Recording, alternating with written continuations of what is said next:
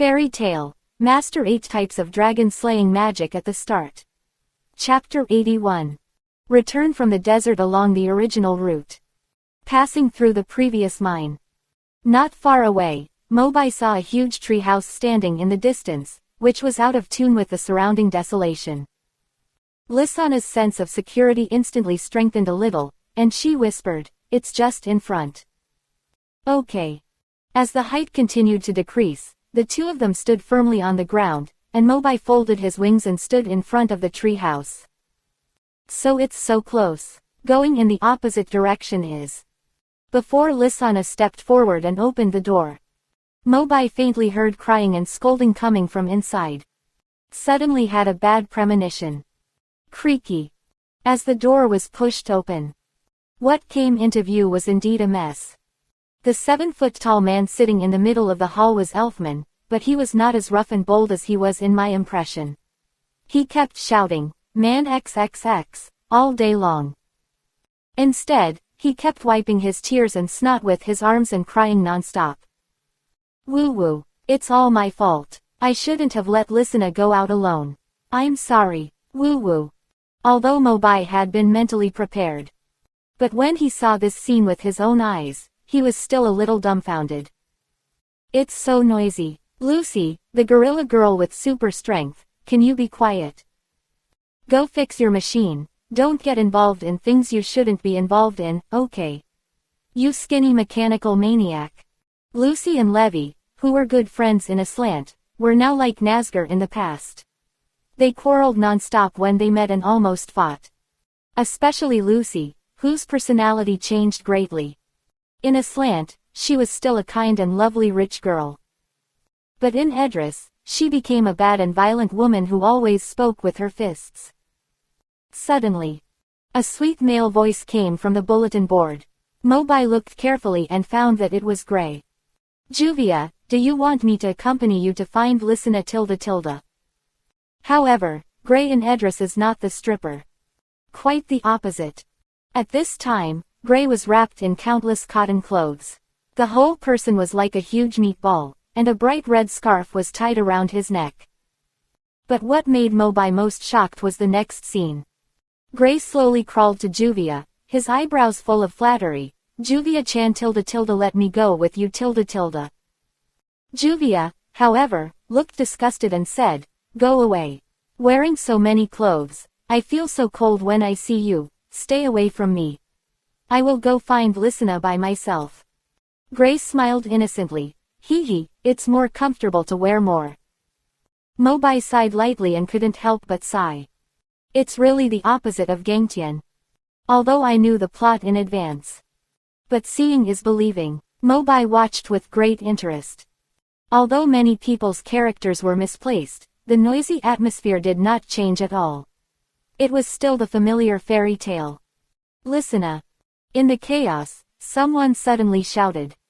Then, almost everyone in the hall stopped their work and cast their eyes to the door, focusing on Mobai and Lysana. Elfman's eyes were filled with excitement and disbelief, and he even stammered, "Lysana, you're back." Lysana walked forward with a wry smile, and casually took out a tissue from the table and handed it to him. "Don't cry, brother. Although I was chased by the kingdom army, I was lucky to meet brother Mobai, so I was able to escape." Seeing that Lysana had indeed returned safely, the members of the guild temporarily stopped arguing, gathered together, and smiled. "It's good that you're back. It's good that you're back. By the way, this guy looks a little unfamiliar. Did he save you? He looks pretty handsome, huh? Much better than Gray who was pestering me all day long." "Woo-woo. Juvia-chan, I'll be sad if you say that. Woo-woo." More and more pairs of curious eyes looked over. Facing this group of familiar yet unfamiliar companions, Mobai was not shy. He simply lifted the corner of his clothes and showed his guild emblem openly, saying, "In short, I am from another parallel world, a slant. In my world, there is also a wizard guild called Fairy Tale." I know this sounds nonsense, but it is indeed true. The crowd suddenly fell silent. All members stared at Mobai in a daze. After a few seconds of silence, Kana suddenly stretched out her arm from the back row and asked loudly, "Since there is fairy tale in your world, will there be another me?" Mobai immediately confirmed, "Yes, yes. You are Kana. In a slant, you were a drunkard and always wanted to get me drunk." Kana couldn't help but smile bitterly. "Really? That's quite interesting." Mobai looked up and down at Kana again. She was wrapped tightly in a white dress, and her manners were full of elegance, like a well-behaved girl next door. It can be said that she is completely different from the drunkard I knew before. After hearing Mobai's answer, others immediately became interested. And me. Hee hee, I must be happily together with Juvia in a slant, right? Quote. Actually, I also want to know what I am like in a parallel universe. Faced with the enthusiastic crowd, Mobai was overwhelmed and could only reply one by one while recalling. Elfman, when you were in a slant, you were a man who fought with people every day. You felt uncomfortable if you didn't fight for a day. Gray, you were a pervert who took off your clothes when you were excited. No matter how you persuaded, you wouldn't be persuaded. Don't laugh at Juvia, I remember that you were crazy about this stripping bastard in a slant. Why are Lucy and Rebecca quarreling again? I remember that you two were best friends. Jet and Troy are simply epic enhancements. They used to be minor roles, but now they have become version T0. Arzak and Biska are similar to the other side, they are still a couple in love. Mira has not changed much, same gentleness, same good figure tilde. Just as Mobai answered one by one, Listena's figure quietly left and walked into the back hall. Although the movement was very light, Mobai still noticed it. What is this girl thinking? Chapter 82. Not long after, Mobai found an excuse to get away, walked through the noisy crowd, and headed for the back hall. Since it was just a tree house, the back hall was not very big, and there were only a few rooms left after passing through the corridor. It was much smaller than the fairy tale headquarters in a slant. Mobai called softly, "Lisana, are you here?" After a few seconds, Lisana's panicked response came from the room on the right. I'm, wait for me." After a while, as the door creaked open, Lisana leaned out of the room and forced a smile at Mobai. "Brother Mobai, what's the matter?" Mobai did not answer directly. He found that Lisana's eyes were red, and there were even traces of tears. Noticing Mobai's strange look, Lisana immediately pretended to be sleepy and yawned, saying, "I'm so tired from running all the way. I just wanted to take a rest. Really, I wanted to go in and sit down." Mobai smiled and turned around and pretended to leave. Lisana bit her red lips with her pearly teeth, hesitated for a moment, and still took Mobai's arm as he was about to leave. "Come in and stay for a while. Lisana's room is very simple, and there are not even many decorations that little girls like most. It can be seen that due to the constant hunting by the Kingdom Army, the members of Fairy Tail usually live in a difficult situation."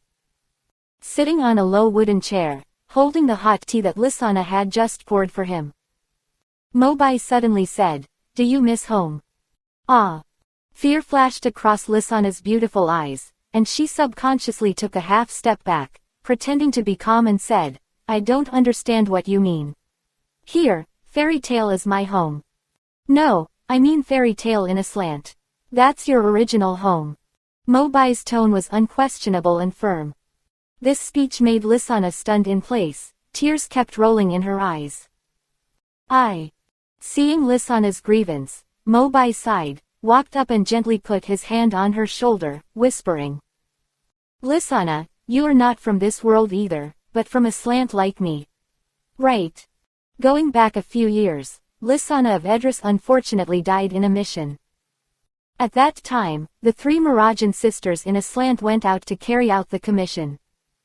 Elfman forcibly received the soul of the beast, and thus lost his mind, and attacked his sister Lisana in a rage. When Lisana was seriously injured, she happened to catch up with the operation of the Anima device, so she was taken to Edlas. And accidentally entered the Fairy Tail Guild in this world, replacing the deceased Edla's Lysina. Mirajan and Elfman in Edlas were naturally overjoyed at their sister's resurrection. But far away in Aslant, everyone was immersed in the pain of losing Lysina. At this moment, Lysina finally couldn't control her inner emotions. Tears burst out, her delicate body trembled, and she cried on Mobai's shoulder. For many years, she has also been suffering from the pain of missing her hometown of Aslant all the time. The grievances that have been accumulated for a long time finally broke out. Sister Mira, Brother Elfman, and Natsu, everyone in the guild. Everyone, are you all okay? Mobai raised his finger and gently wiped the tears from Lysina's cheek, comforting her softly as if he were treating his own sister. Everything is fine in the guild. It's just missing a little girl named Lysina. Mira often mentioned her to me and said she was very cute. Sister Mira. Seeing that Lysina was about to get emotional again, Mobai quickly revealed his purpose. Ahem. Actually, one of the purposes of my trip to Edris is to take you with me. Don't be too sad, you can go back soon. After hearing this, Lysina slowly calmed down, paused for a moment, and said hesitantly, I can't go back yet. And her answer was within Mobai's expectations. Mobai immediately asked, are you reluctant to leave the guild here? After half a minute of psychological struggle, Lysina suddenly seemed to have made up her mind, wiped away her tears, and said firmly, well, everyone in Edlas is very kind to me, especially Sister Mira and Brother Elfman. I can't make them sad anymore. Obviously, Lysina also regarded the fairy tale guild in Edlas as her home. Once she followed Mobai back to Aslant. It meant that Mirajan and Elfman here would have to bear the consequences again, the pain of a permanent separation. Mobai couldn't help but smile bitterly. Alas, silly girl. Who told you that once you go back, you can never come here again? Lysina raised her head suddenly, and her crystal eyes showed unexpected joy. You mean, even if I return to Aslant, I can occasionally come back to Edris to visit Sister Mira? Mobai nodded gently and smiled. Of course, it's just about the method of shuttling between the two worlds. It involves some knowledge related to teleportation magic, and I need to study it further. Recalling the scene when I first came to Edris, it was the teleportation magic of Mistgang that was borrowed. Mobai thought, since he agreed to come here to help Mistgang solve the problem of Anima. In return, he taught me the teleportation magic. Isn't it too much? Even if we take a step back, the magic props industry is quite developed now, and some TP scrolls are still for sale, right? It's not that I can never come back after leaving Edris. Thinking of this, Mobai said half-jokingly, what's the saying? As long as your thinking doesn't slip, there are always more solutions than problems. Lysina burst into laughter and finally burst into tears.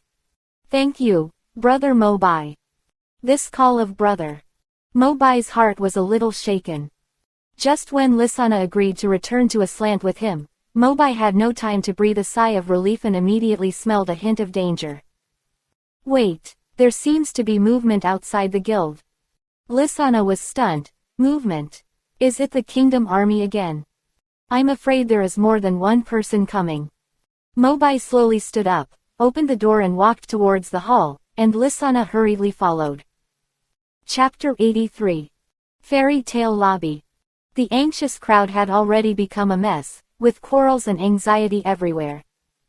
Just a minute ago, Natsu from Edlis had just returned to the guild after reconnaissance, looking extremely nervous, and brought bad news to everyone. Quick, move the tree house. The king's elite guards are on the way, more than 100 people, and will surround this place soon. The wizards in the hall were shocked. We were discovered again so soon. Didn't we just move here yesterday? It seems that the king is determined to wipe out our guild. Why don't you worry about the tree house, pack up and run. Where can you run to? Can you outrun the elite guards? Alas. For several years, the Fairy Tale Guild has had to live a life of displacement due to being wanted by the kingdom. At that time, the mechanical maniac Rebecca also improved the structure of the guild treehouse.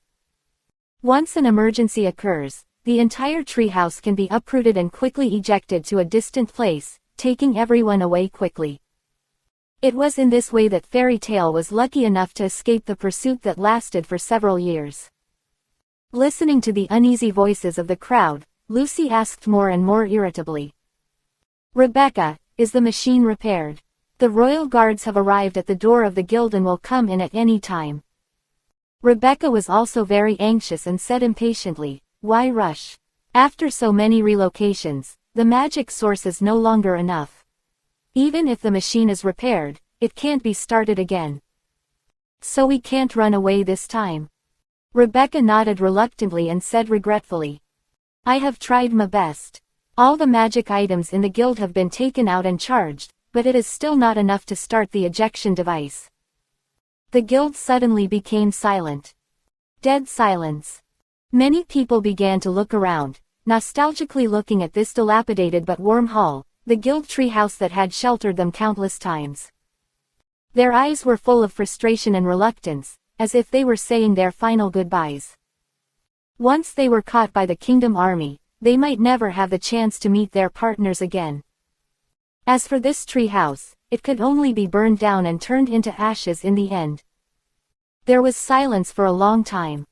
Natsu slowly put away the sorrow on his face, changed his cowardice in the past, walked to the middle of the hall, and said solemnly, "Everyone, although we no longer have any magic to use.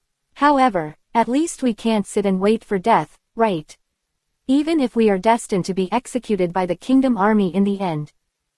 After the words fell, everyone in the hall looked at each other. Lucy stepped forward, looked at Natsu meaningfully, and phrased, "Well said, Natsu, I won't beat you today." "Ah." Natsu was embarrassed. At this moment, everyone in the guild came back to their senses and echoed what Natsu had just said. "Fight them. I've been hunted for so many years, I've had enough of this kind of life." "I agree. I don't steal or rob, I get paid by completing the tasks assigned by the client, why should I be wanted?" "That's right. I want to fight for the guild with Juvia-chan to the end." "Gray, get out." Just when everyone was enthusiastic, a weak voice suddenly came from the entrance of the back hall corridor. Can I say something?" Everyone looked over. It was Mobai and Lysina behind him. Lucy frowned slightly and asked in confusion. "Mobai, it's very dangerous here now. The kingdom army will come soon. You should leave quickly. We can delay you for a while if we stay." Mobai smiled and shook his head, and walked straight to Natsu. "Natsu, what's the name of the leader of the elite guard you mentioned?" Recalling the scene he saw at that time, Natsu said, "That man has chased us many times. I have seen him. I think his name is Jace." "Jace."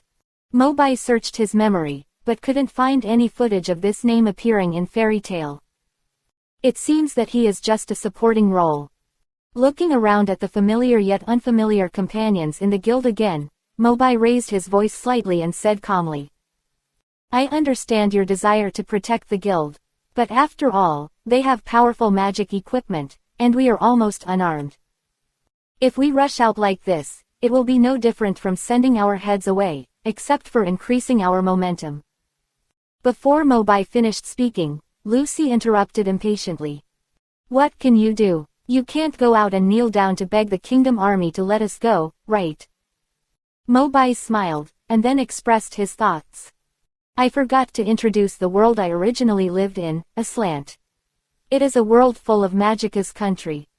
In Aslant, wizards don't need props, and their own strength is enough to cast various practical magics."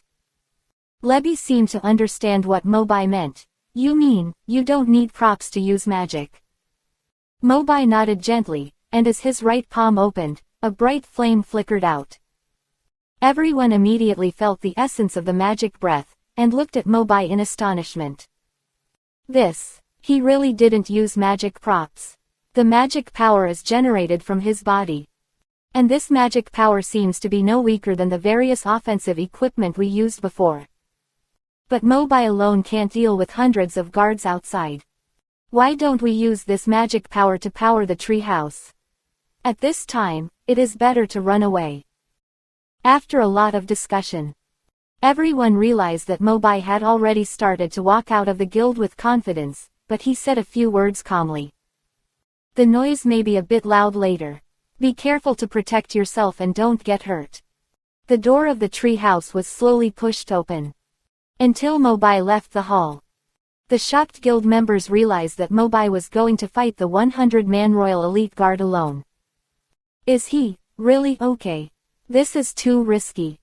Don't worry Tilda, I forgot to tell you that when Brother Mobai saved me, he also defeated Shugboy. In the corner, a lively girl's voice suddenly came. Everyone looked in the direction of the voice. It was Lisana who spoke. Unlike others, Lisana looked at Mobai's back with expectation and appreciation. Obviously, she had absolute confidence in his strength. Outside the tree house. In the endless desert, a mighty royal guard had been standing there at some point.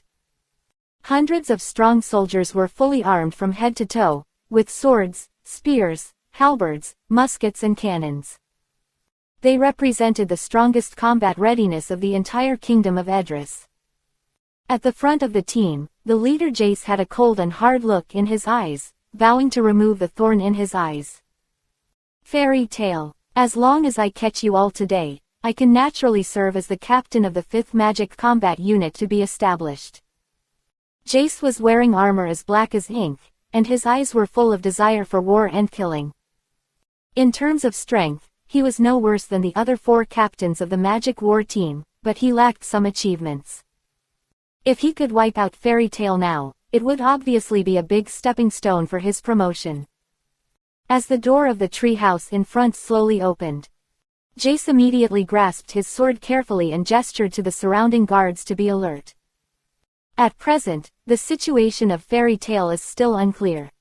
If the other party wants to fight with me, it may cause some losses, so it is better to be careful. The eyes met in front of the book house. Jace and his royal guards were surprised to find that only one person walked out of the guild. It was Mobai. Mobai glanced at the other party calmly. This leader should be the Jace that Natsu mentioned. It's a pity that the strength of his magic tools is not as good as Bayera and Shugboy. But he seems to be only a few years older than me. To be able to become the commander of the Kingdom Army of Edris at this age, he is probably a very qualified young man. Jace frowned. He picked up the wanted book on his waist and looked at it. He looked up several times to compare it with Mobai one by one. But he flipped through it. But he still couldn't find a wanted criminal's information that matched Mobai in front of him. Jace lost interest and shouted forward, "There is no information about you on the wanted list. If you know what's good for you, leave immediately and don't affect the royal guards in performing their duties." But Mobai didn't mean to leave. Under the gaze of the soldiers, he walked step by step to Jace and whispered, "Your list is too old. I am also a member of Fairy Tail, maybe you can add me in." Jace was stunned. What kind of strange request is this? Someone actually wants to add himself to the wanted list. Chapter 84. At the same time, the door of the treehouse, which had been closed, opened again, and familiar fugitive fairies walked out of it and stood firmly behind Mobai. Jace seemed to understand the situation in front of him and sneered. "So you are the foreign aid invited by the fairies. No wonder they neither ran away nor resisted. However, it is not so easy to be the first bird to stand out." He looked at Mobai up and down with interest again. Jace suddenly laughed sinisterly twice, pointed at the royal soldiers beside him, and said playfully, "Let's do this, I will fight with you later. If you lose, I will take you back to the palace for trial. They stay here to flatten the fairy tale. If I lose, haha, I will naturally not give up. They will still flatten this guild that should have died long ago." The threat is self-evident. In Jace's view, the fairy tale at this time is a fat fish on the chopping board, and it is a second-class merit that will soon befall him. How could they let them go so easily? Mobai's face also changed slightly when he heard this. Since this group of so-called royal guards are going to flatten fairy tale no matter what, then we can only kill everyone. As the fiery red dragon-slaying crystal in his body was activated, the flame of magic gradually jumped from Mobai's fingertips. Just as he was preparing to attack, he heard Natsu's voice from behind. "Mobai, catch this weapon." A long stick flew through the air, and Mobai raised his right arm and caught it steadily. "Thanks." After holding the weapon in his hand, Mobai realized that this thing was not a stick, but a long sword with blades on both the upper and lower sides, and the structure was very special. If you are not careful when using it, you may stab yourself to death with the other end before you touch the enemy. Magic props. It's a pity that the magic power inside has been exhausted. If it can be recharged. Thinking of this, Mobai was not in a hurry to explode the fire attribute magic power that had just been brewing, but instead transferred it all into the long sword in his hand. As the energy was continuously injected, the long sword also changed at a speed visible to the naked eye. The originally dull pattern suddenly glowed with a more dazzling fiery red light. The blade was burning with blazing red flames, like a flaming blade from hell. Success. On the opposite side. Seeing the movement coming from Mobai, Jess immediately made up his mind. Delay will lead to changes. We must take him down quickly. The group of people from Fairy Tale have been running for so long, it is estimated that the entire guild can't produce much magic source. As long as this kid is dealt with, the entire guild will be captured. Jace was about to order a collective siege. In an instant, Mobai's figure, who was originally standing in place, disappeared from the spot like a ghost. The royal guards who were ready to go looked at each other, and they didn't know the situation. An ominous premonition suddenly rose in Jace's heart. The next second, a guard's scream suddenly came from the side. Jace hurriedly looked in the direction of the sound, but saw 3 soldiers who were originally fully armed and wearing fine armor. At this moment, they were on fire and rolled on the ground and wailed wildly. The fire demon seemed to be unable to extinguish it and bit the soldiers' bodies tightly. What's going on? Captain, we didn't see it clearly. Just now a golden light flashed in our eyes, and then the 3 of them caught fire inexplicably. Jace was shocked, and the moment he turned his head, he saw a scene that made him even more unbelievable. Within his sight, Mobai had brilliant wings of light behind him, and his figure quickly entered and exited the battlefield like lightning, and wherever he passed, a hot wind immediately arose, mixed with terrifying magic.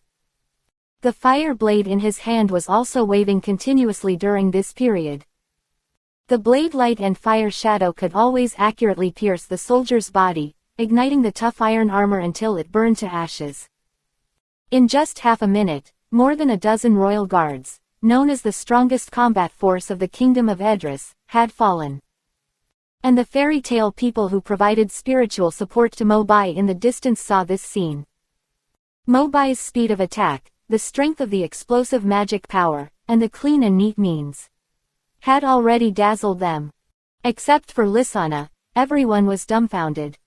Elfman turned his head stiffly and asked stutteringly. Lysana, I just reacted. The Shugboy you are talking about, is it not the captain of the 4th Magic Warfare Corps? Of course. Lysana raised her pretty face proudly and answered. Mobai can defeat Shugboy. No wonder you are so confident. It turns out he really has that ability. Lucy smiled bitterly and walked forward, gently patting Lysana's shoulder and said, It seems that you really brought back a savior for the guild this time. Lysana shook her head. No. Brother Mobai said that although they are not in the same world, he is originally a member of Fairy Tale, one of us. The sight returned to the battlefield. Mobai waved the fire blade again, picking up the last soldier in front of him. During the brief pause, Jace finally looked him in the eye again. At this time, Mobai's eyes burned like torches, and the exposed skin on his body was red with high temperature. The terrifying and majestic magic power overflowed everywhere, like a hell Shura. Jess retreated several steps and shouted to the defeated soldiers beside him, Quick! Start the backup energy and form a destruction formation. As long as the destructive energy cannon is accumulated, even if he is made of steel and iron, he he can be blown to pieces. The soldiers under his command heard this and immediately rekindled their morale to defeat Mobai. They took off their armor one after another, fumbled around with their hands, and took out a spherical emerald the size of a longan. This is the top-grade ore that only the royal guards can enjoy. And under Jess's order, the emeralds were gathered together and slowly filled into the backpack behind the artillery soldier, making a low and disturbing rumbling sound. Looking at the series of actions of the royal guards, Mobai thought to himself, they seem to be going to use their big moves. For battles, Mobai always takes the attitude of saving trouble. Even if he crushes the enemy with strength, he doesn't like to give the other party the opportunity to release his trump card. At this moment, Jace would not get what he wanted. Mobai's body burst into magical flames again, and the fire blades between his fingers and palms spun and impacted rapidly, setting off rolling heat waves.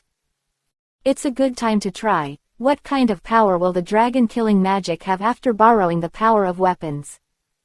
Under Jace's constant urging, the royal guards hurriedly filled the cannons and aimed the muzzle of the black hole at Mobai. But the moment they saw Mobai, their bodies froze in place, and they couldn't stop shaking. Jace sensed the danger and looked up, but his face was ashen. At this moment, Mobai had already picked up the fire blade and rushed all the way with tremendous firepower. And behind him, there was a projection of a dark red fire dragon, whose body covered the sky and the sun, looming. This is a dragon. The words in Jace's throat had not yet been completely uttered. The giant dragon's eyes suddenly turned downwards, and then it flapped its huge red wings, raised its head and let out a low dragon roar. Mobai rushed over with the dragon roar, raised the fire knife in his hand, and chopped it down with all his strength. The Fire Dragon's Double Flame Blades. Chapter 85. The fire blades slashed down. Flames rose from the sky above the barren desert, surrounding the remaining soldiers of the royal guard. As for the artillery that was ready to fire, it was completely melted and turned into a pile of scrap metal. The hissing sound of the burning flames and the wailing of the soldiers reached his ears, and Jace's heart beat faster and faster, and finally realized that he was in a desperate situation. Where did these goblins find this monster from? Jace cursed and looked around, trying to find a breakthrough point. But in the raging fire, Jace suddenly saw a figure walking slowly towards him. In front of him, it was Mobai holding a fire blade. He was instantly scared. With flames engulfing him from behind, and no way to retreat, Jace could only bite the bullet and shout hysterically. We are the royal guards of Edris. If you dare to touch us, King Faust will definitely chase you and fairy tale to the ends of the earth. When Mobai heard this, a funny arc suddenly appeared on his lips. He continued to press forward until he was only a few steps away from Jace, and then he whispered. Don't worry, that old thing Faust won't be on the throne for a few days. Jace wanted to say something else. However, Mobai inserted the fire blade in his hand straight into the ground, urging the last flame wind to sweep all the royal guards including Jace into it.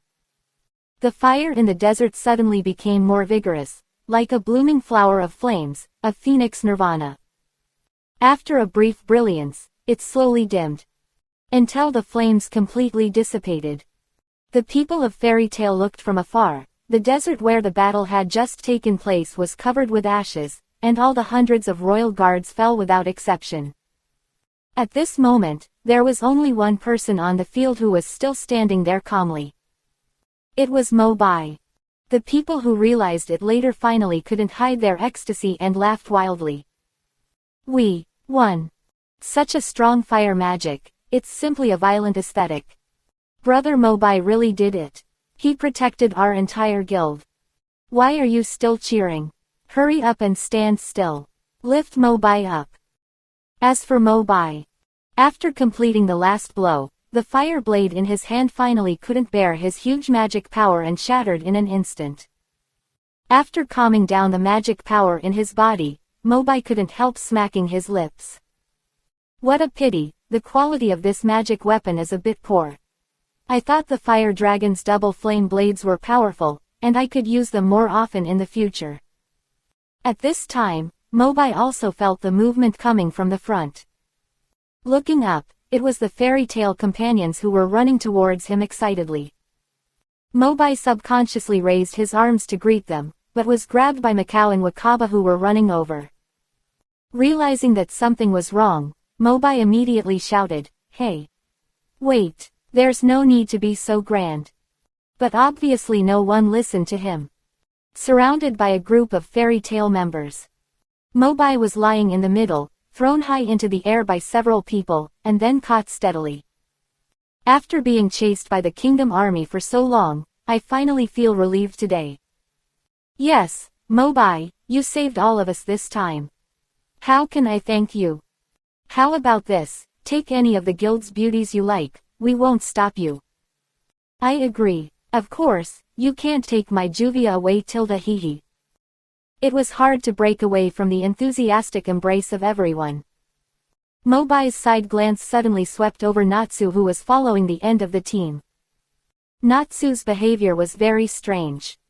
Almost everyone was happy to get rid of their anger. Only Natsu was bending over and following at the back, unable to hide the sadness on his face. As if he was going to cry in the next second. Although Natsu in this world was a little cowardly, why was he still dejected at this time? Mobai couldn't help but walk forward and patted Natsu's shoulder in surprise. What's wrong? And the moment he saw Mobai, the tears in Natsu's eyes finally burst out, and he said aggrievedly. That sword is called Red Tide. I bought it with the reward from the first commission. It has been with me for so many years, you just broke it in one time. Mobai realized it then. The inferior weapon that he just broke casually, if placed in the fairy tale guild, it might be a magic tool that they had to work for a long time to buy. Mobai scratched his head embarrassedly, and comforted him like coaxing a child. Ahem, hurry up, next time I will buy you a new one to compensate. Back to fairy tale in the hall. Everyone was still happily talking about the battle just now. After learning that Mobai didn't drink, Lysina poured him a glass of orange juice, sat next to him obediently, held her cheeks with her jade hands, and said with a smile. Brother Mobai has been in the limelight today tilde. You girl, you just know how to tease me. Mobai rolled his eyes helplessly, drank the drink in the cup in one gulp, and suddenly remembered something in his mind, and lowered his voice. I took a special pill to use magic freely in Edlas. Unfortunately, I forgot to bring one for you. Lysina didn't take it to heart, waved her hand and smiled.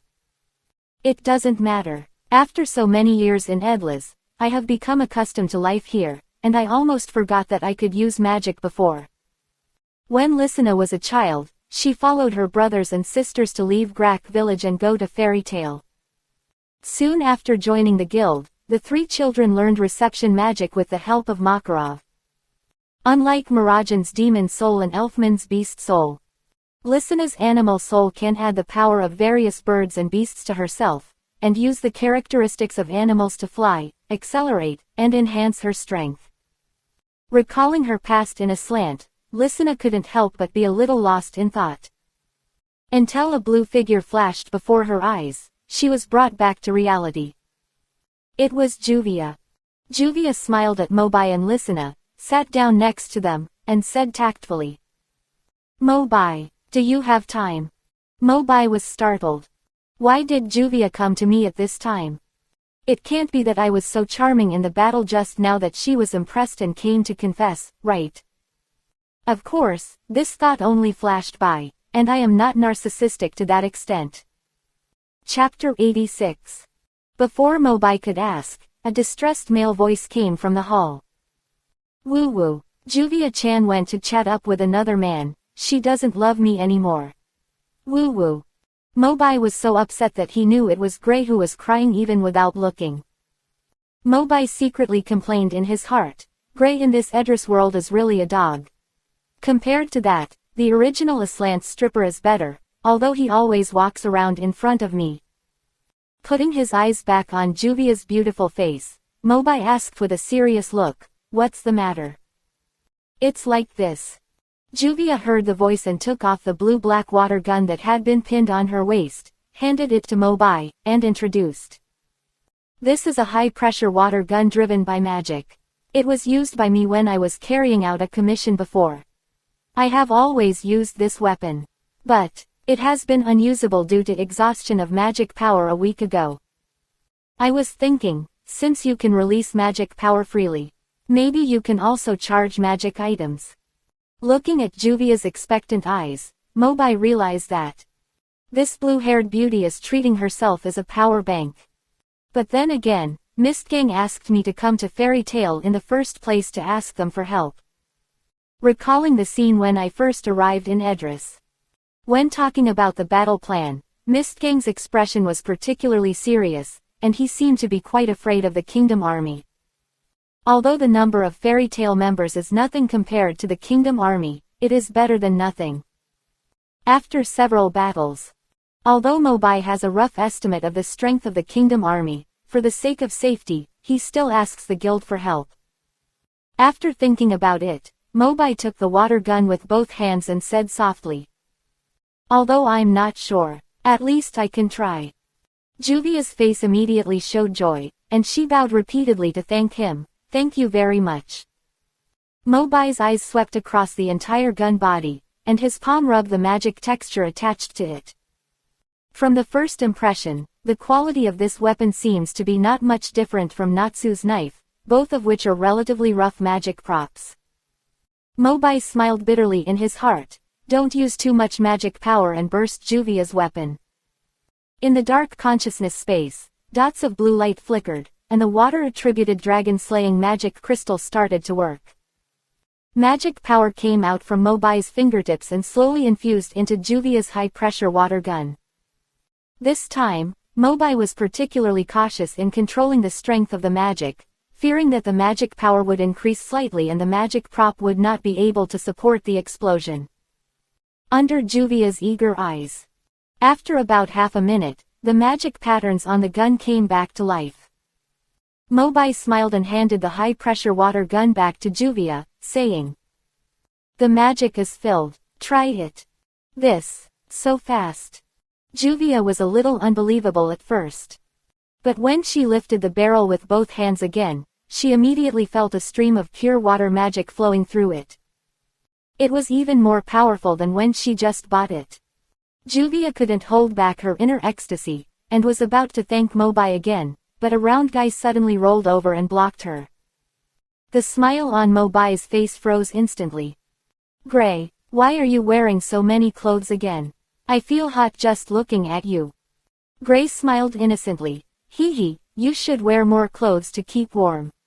It's so comfortable to roll around on the ground like this, Tilda. Gray said, and turned his body 180 degrees on the ground again, looking at Juvia with a flattering face. "Juvia Tilda, I heard that you want to try magic tools, right? Please treat me as a living target and ravage me, Tilda. Juvia looked disgusted. "Go away. I feel so hot just seeing you. Take off your clothes and come to me." No. Looking at Gray's appearance, Mobai had an increasing urge to kick him out of the guild. And at this moment, Mobai suddenly felt someone patting his shoulder, and looked back without thinking. Natsu. Natsu scratched his head and smiled at him shyly. After repeated questioning by Mobai, Natsu finally took out a red-black cannon barrel that was about the same size as Juvia's high-pressure water gun, and said shyly, "This is my other magic tool, the flamethrower. Can you help me inject some magic power into it?" "No problem." Mobai agreed immediately. As soon as the voice fell, he put his palms on the cannon barrel, and under the illumination of the red magic light, the surrounding air seemed to beta temperature rose a lot. After less than 10 seconds, Mobai returned the flamethrower with confidence.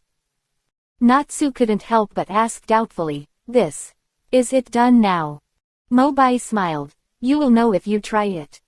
Compared to the power of the water dragon, Mobai is obviously more proficient in the use of his fire magic, and 10 seconds is enough. Natsu was half believing and half doubting, and stood up to open the side window on the wall beside him, and his fingers were tightly pressed on the trigger of the flamethrower. The index finger joint was slightly retracted, and the trigger was pulled. Boom!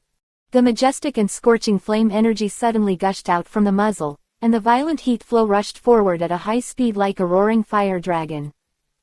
In the blink of an eye, it had reached the end of the sight, and instantly exploded in the desert, raising a hot red fire cloud. And corresponding to this powerful power, there is also the huge recoil of the flamethrower. Natsu obviously did not realize this in time. The moment the magic power was released, his body was shaken back several steps uncontrollably, and he sat on the ground. Natsu stared blankly through the window at the fire cloud rising in the distance, his face full of disbelief. Just now, I did this. Chapter 87. Natsu was naturally very clear about the power of his weapon. It was usually used to scare people when avoiding the pursuit of the kingdom army, and its firepower was not worth mentioning. But once it passed through Mobai's hands, this flamethrower seemed to be directly transformed into a civilian nuclear bomb, which could be called a divine weapon. Natsu was still in a daze. Mobai had already walked to his side, smiled lightly, stretched out his arm gently, and said, "Don't doubt it, that attack was caused by you. This weapon is of good quality, and it can store a lot of fire magic. It's just that its original magic reserve is too small to exert its power." The shock in Natsu's eyes slowly subsided, and he stretched out his trembling right hand, held Mobai and stood up. Out of excitement, Natsu's lips moved, but he didn't utter a word. Mobai couldn't help but tease, "Why can't you even speak?" Natsu blushed. After a long time, he squeezed out a few words from his throat. Thank you. After helping Juvia and Natsu to charge their magic tools, and the noise they made just now. The fairy tale people who always like to eat melons and join in the fun gathered around Mobai again. "Hey, brother Mobai, why don't you help me take a look? The magic power of my weapon has been used up for a long time. And me. Gray, can you stand aside? One person can take the place of two people. No, roll aside." Looking at the people who rushed forward and handed over their magic tools crazily, Mobai also sighed lightly. This is the rhythm of draining himself dry. However, first, as partners in the same guild, they have taken good care of Lysina for several years. Second, the war with the kingdom army will still require everyone's strength. Mobai did not refuse too much. He activated the dragon-slaying crystals with different attributes in his body, and magic flowed from his body into his palms, slowly infusing them into various magic tools. Anyway, he is a dragon slayer wizard, and the energy will come back after eating a table and chair. And under the nourishment of the magic breath, the magic textures in front of them burst into light again, reflecting in everyone's sight. But it can't hide the ecstasy in everyone's eyes. Isn't this the magic power they have longed for? And after Mobai's magic infusion, many people were surprised to find that the magic power of the weapon was even stronger than when they just bought it. Take a rest if you are tired, brother Mobai.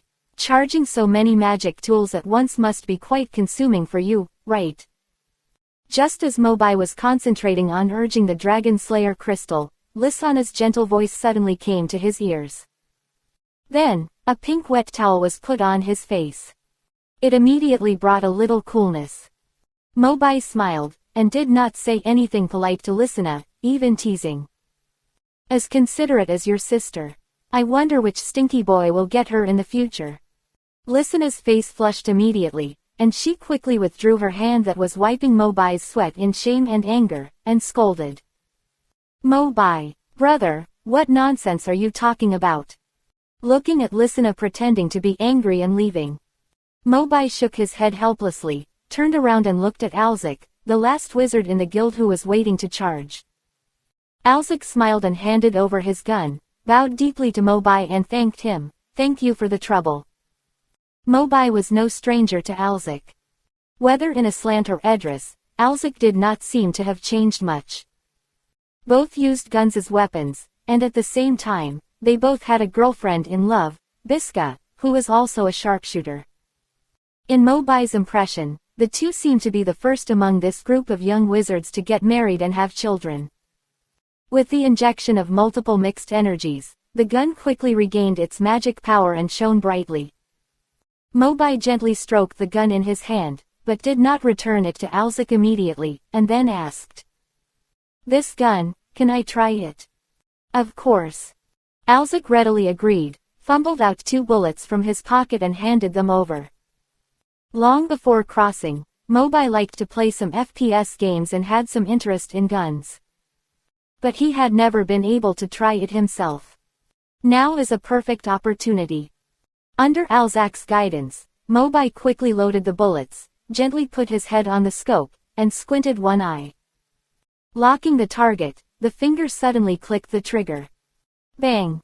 The bullet suddenly passed through the barrel, cutting through the air at a very fast speed and flying straight. Then it accurately hit the window next to the flower pot.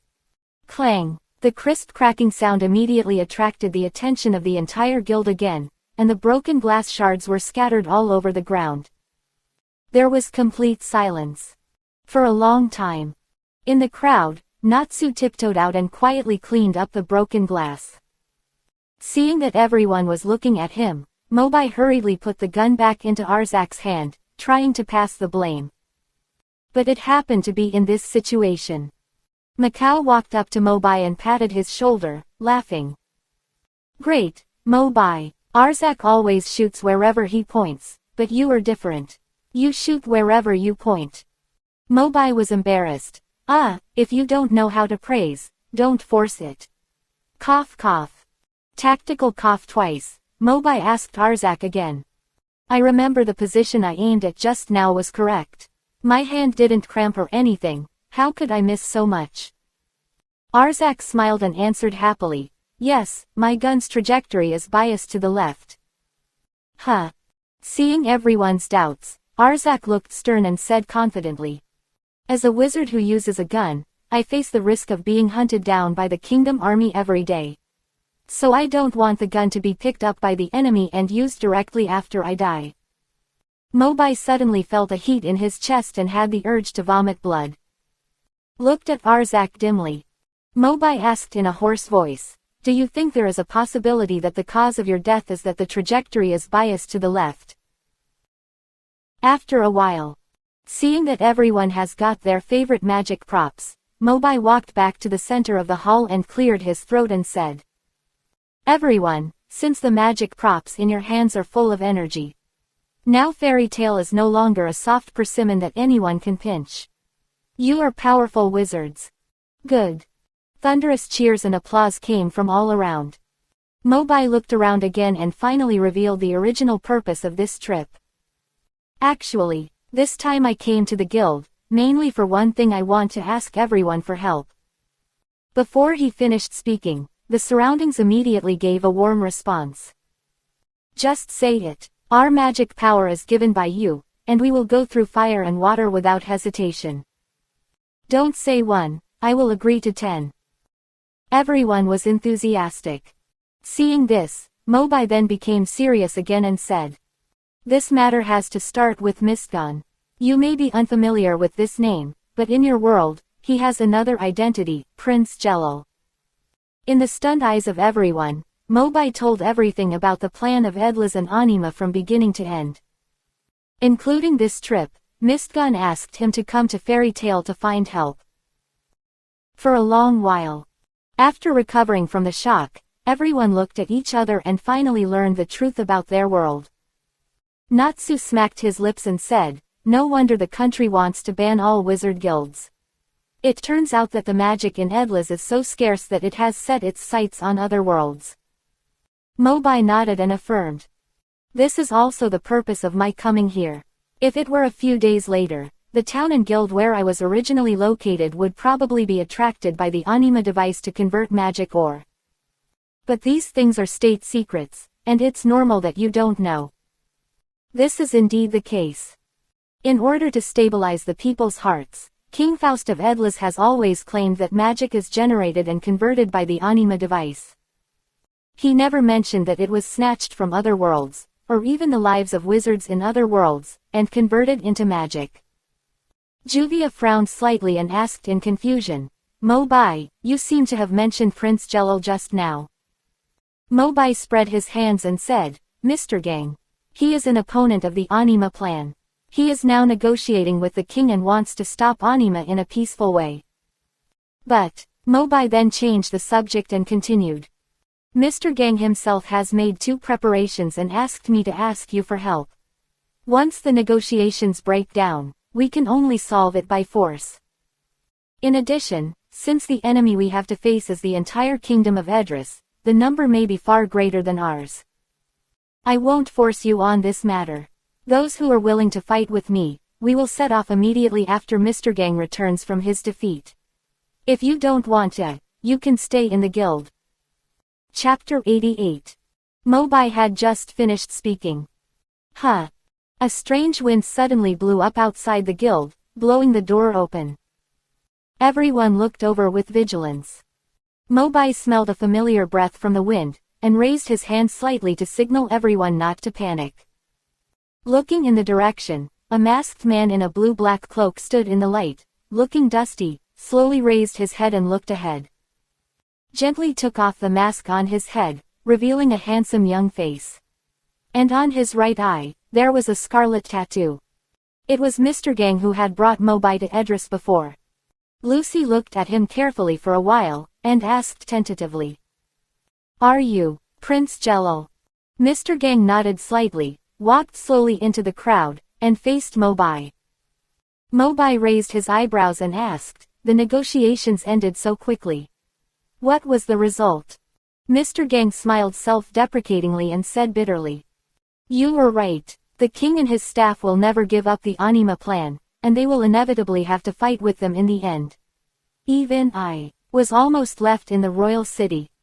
When Mr. Gang said this, he deliberately emphasized the identity of the king. It seemed that he wanted to distance himself from him.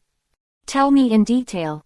Mobai casually moved the broken wooden chair with 3.5 legs next to him and motioned Mr. Gang to sit down and talk in detail. Marajan also kindly brought hot tea. Thank you. Mr. Gang squeezed out a smile from the corner of his mouth, and then quickly put it away, telling Mobai and the members of Fairy Tale who gathered around him about his experience in the royal city this time. Earlier, I did sneak into Anima's control base and managed to cut off all its energy devices. They probably won't be able to restart in a short time. I thought they would give up, or at least be more restrained, but... Mobai took over and said, but you still underestimated their ambition. That's right, Mr. Gang sighed, and then said, perhaps, they can be called crazy. When I entered the palace to negotiate, the king thought he could easily catch me, and inadvertently revealed their next plan to the people around him. The people of Fairy Tale immediately gathered forward again and asked. What plan? Mr. Gang turned his attention to Mobai again and said.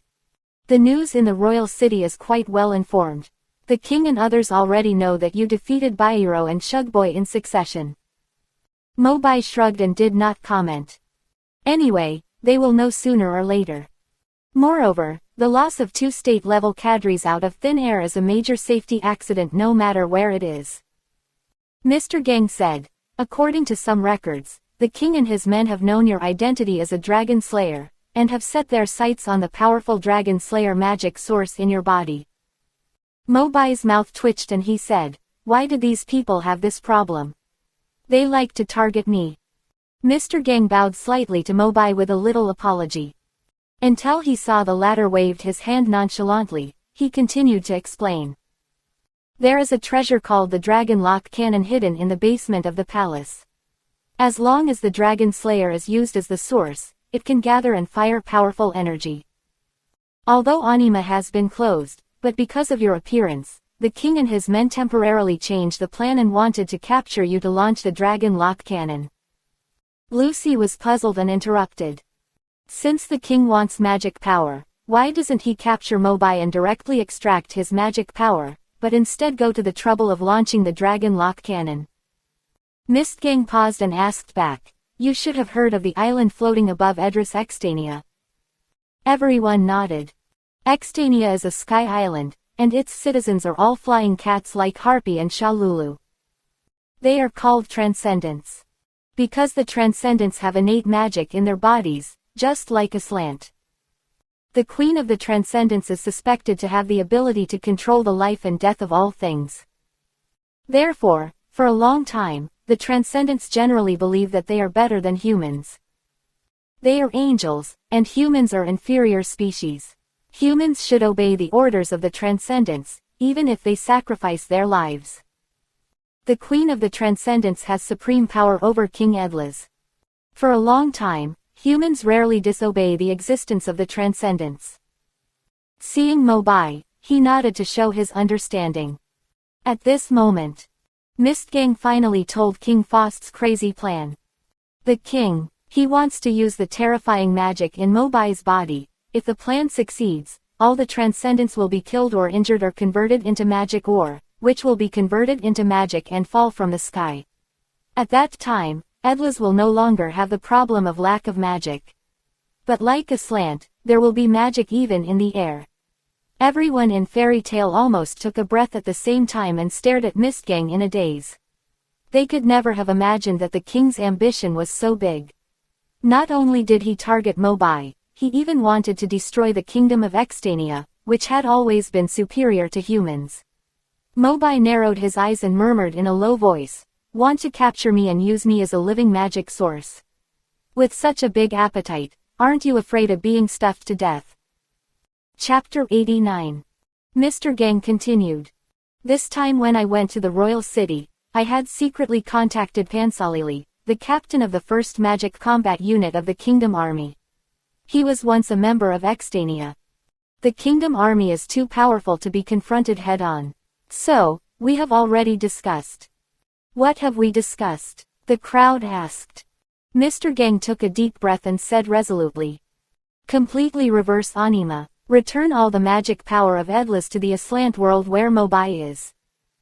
The voice fell on the crowd like a thunder, giving every magician present a blow. Return all the magic power. Doesn't this mean that the already scarce magic resources will completely disappear in the Edlas world? In other words, even if this battle is successful, are we destined to not be able to use magic in the future? Faced with the questioning, Mr. Gang nodded firmly. When he and Pansalili made this decision together, he had already guessed how everyone would react. After all, magic has been with everyone for so many years. It is always difficult to accept to give it up completely at once. For a long time. Let's just listen to Mobai. Everyone's eyes slowly focused on Mobai. This matter of life and death, I can't make a decision for a while, I still have to find a reliable person to make the final decision. Mobai slowly stood up, looked into the eyes of Mr. Gang, and said calmly, "What are you going to do specifically?" A flash of excitement flashed in Mr. Gang's eyes, and he said bluntly. "The king doesn't know my idea yet. And according to his plan, he only needs to catch you in a short time to launch the Dragon Lock Cannon. I guess that Anima's stronghold will not send heavy troops to guard it for the time being, we can capture it directly. If you want to completely operate the reversal magic, you need to operate there for at least half a day.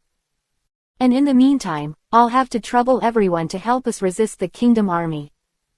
After the voice fell, Mr. Gang stared at Mobai with expectant eyes, waiting for his response. But Mobai thought for a moment and shook his head. Just when everyone thought that Mobai was refusing to reverse Anima's plan, Mobai said, "I have a better way." "What?" "I will rush into the royal city now and kill your father." Realizing that his statement might be a little inappropriate, Mobai adjusted his words and said again. "Ahem. As the saying goes, offense is the best defense. If I attract the attention of the king and all his troops, won't the pressure on your side be much less?" "No." Mr. Gang immediately objected. "As far as I know, the king is still planning to use the forbidden magic armored Dragon Knight. You will die if you rush into the royal city now." Dragon Knight. Many wizards who have heard of this name were shocked. "You mean, the sealed forbidden armor that almost destroyed the entire kingdom during the research?" Mr. Gang nodded. That's right. This time the king is determined to capture Mobai alive, and he will definitely launch a Dragon Knight at all costs. Everyone was silent. Although Mobai had already demonstrated amazing power before, easily defeating Shugboy and Jace one after another. But the legendary Dragon Knight is obviously not in the same league as these two people. The power has reached a terrifying level. Many years ago, when the Fairy Tale Guild of Edlas was first established, many people had witnessed the scene of the Royal Magic Research Institute showing the Dragon Knight. That day, due to the loss of control of magic, the destructive energy of the rampaging Dragon Knight almost razed the entire town to the ground. To this day, they can still recall the fear brought by the violent magic power. Mistgang looked at Mobai and added, since they want to burn their boats, they will definitely transfer all the magic power accumulated by Anima over the years into the Dragon Knight. Do you still want to fall into the trap? Mobai heard this, but still smiled disapprovingly, and gently spread his right palm in front of everyone. Inside the palm, 8 different magic beams of different attributes slowly emerged, each emitting unique light and power, shining against each other. Gradually condensed and bloomed into a beautiful flower composed of 8 colors. The essence of magic power spread from the stamens, and this breath was like a breeze blowing across everyone's faces, but it brought a majesty and oppression that could not be ignored. For a moment, everyone was trapped in this magical dragon-killing power, and they were a little distracted. Until Mobai gently closed his palms, and the flowers quietly dissipated. Then he smiled faintly. Don't forget, I'm a dragon slayer wizard. How could I be afraid of a fake dragon? Everyone, just follow my plan. If you want, you can go to Anima's control center with Miskin at any time. Miskin was about to refute. Wait, did you hear me?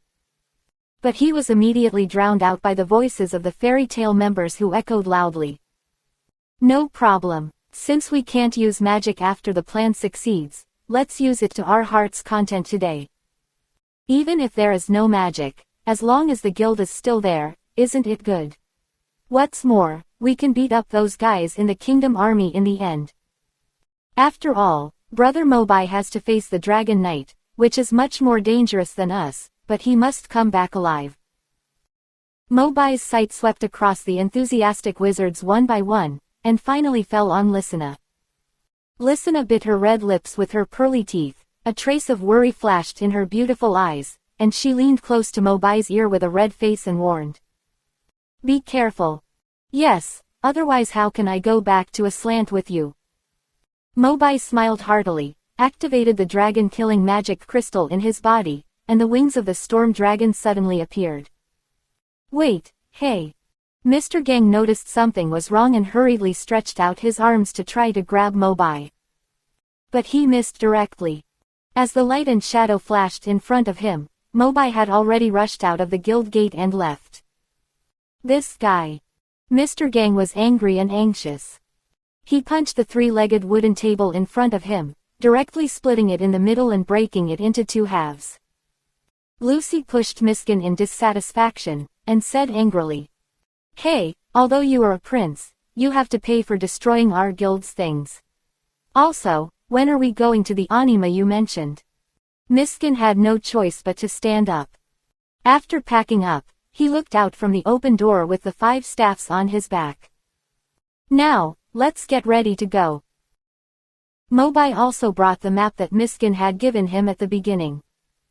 The royal city is located in the center of the entire country, with the largest area and the most eye-catching location. At this speed, it won't take long to arrive. At this time, in addition to the Dragon Knight, Mobai was thinking about another thing. Once the war with the Kingdom Army is completely launched, it will inevitably meet another Urza of Edris. A crimson figure slowly emerged from his mind. But Mobai did not feel any expectation. Because in Edris, Urza is not a partner of the Fairy Tale Guild, but an enemy. Alas, although they look exactly the same, they are still enemies after all. If we meet, we have to fight. Edris and Aslant belong to parallel time and space, and most people can find another self in another world. But the fairy tale members in Aslant are not necessarily the wizards of the fairy tale guild in Edris. It can even be said that some people are friends in their original world, but become enemies in the other side. This is the case with Urza. In Aslant, she is Mobai's girlfriend and the fairy queen of the guild, Urza Shukuleto. But in Edris, at this time, Urza has a completely different identity. The captain of the 2nd Magic Warfare Unit of the Kingdom Army, the initiator of the eradication of the Fairy Tale Guild again and again, the Fairy Hunter, Urza Nightwalker. Chapter 90. Mobai soared in the sky with the storm dragon wings, and finally found the trace of the town on the distant horizon.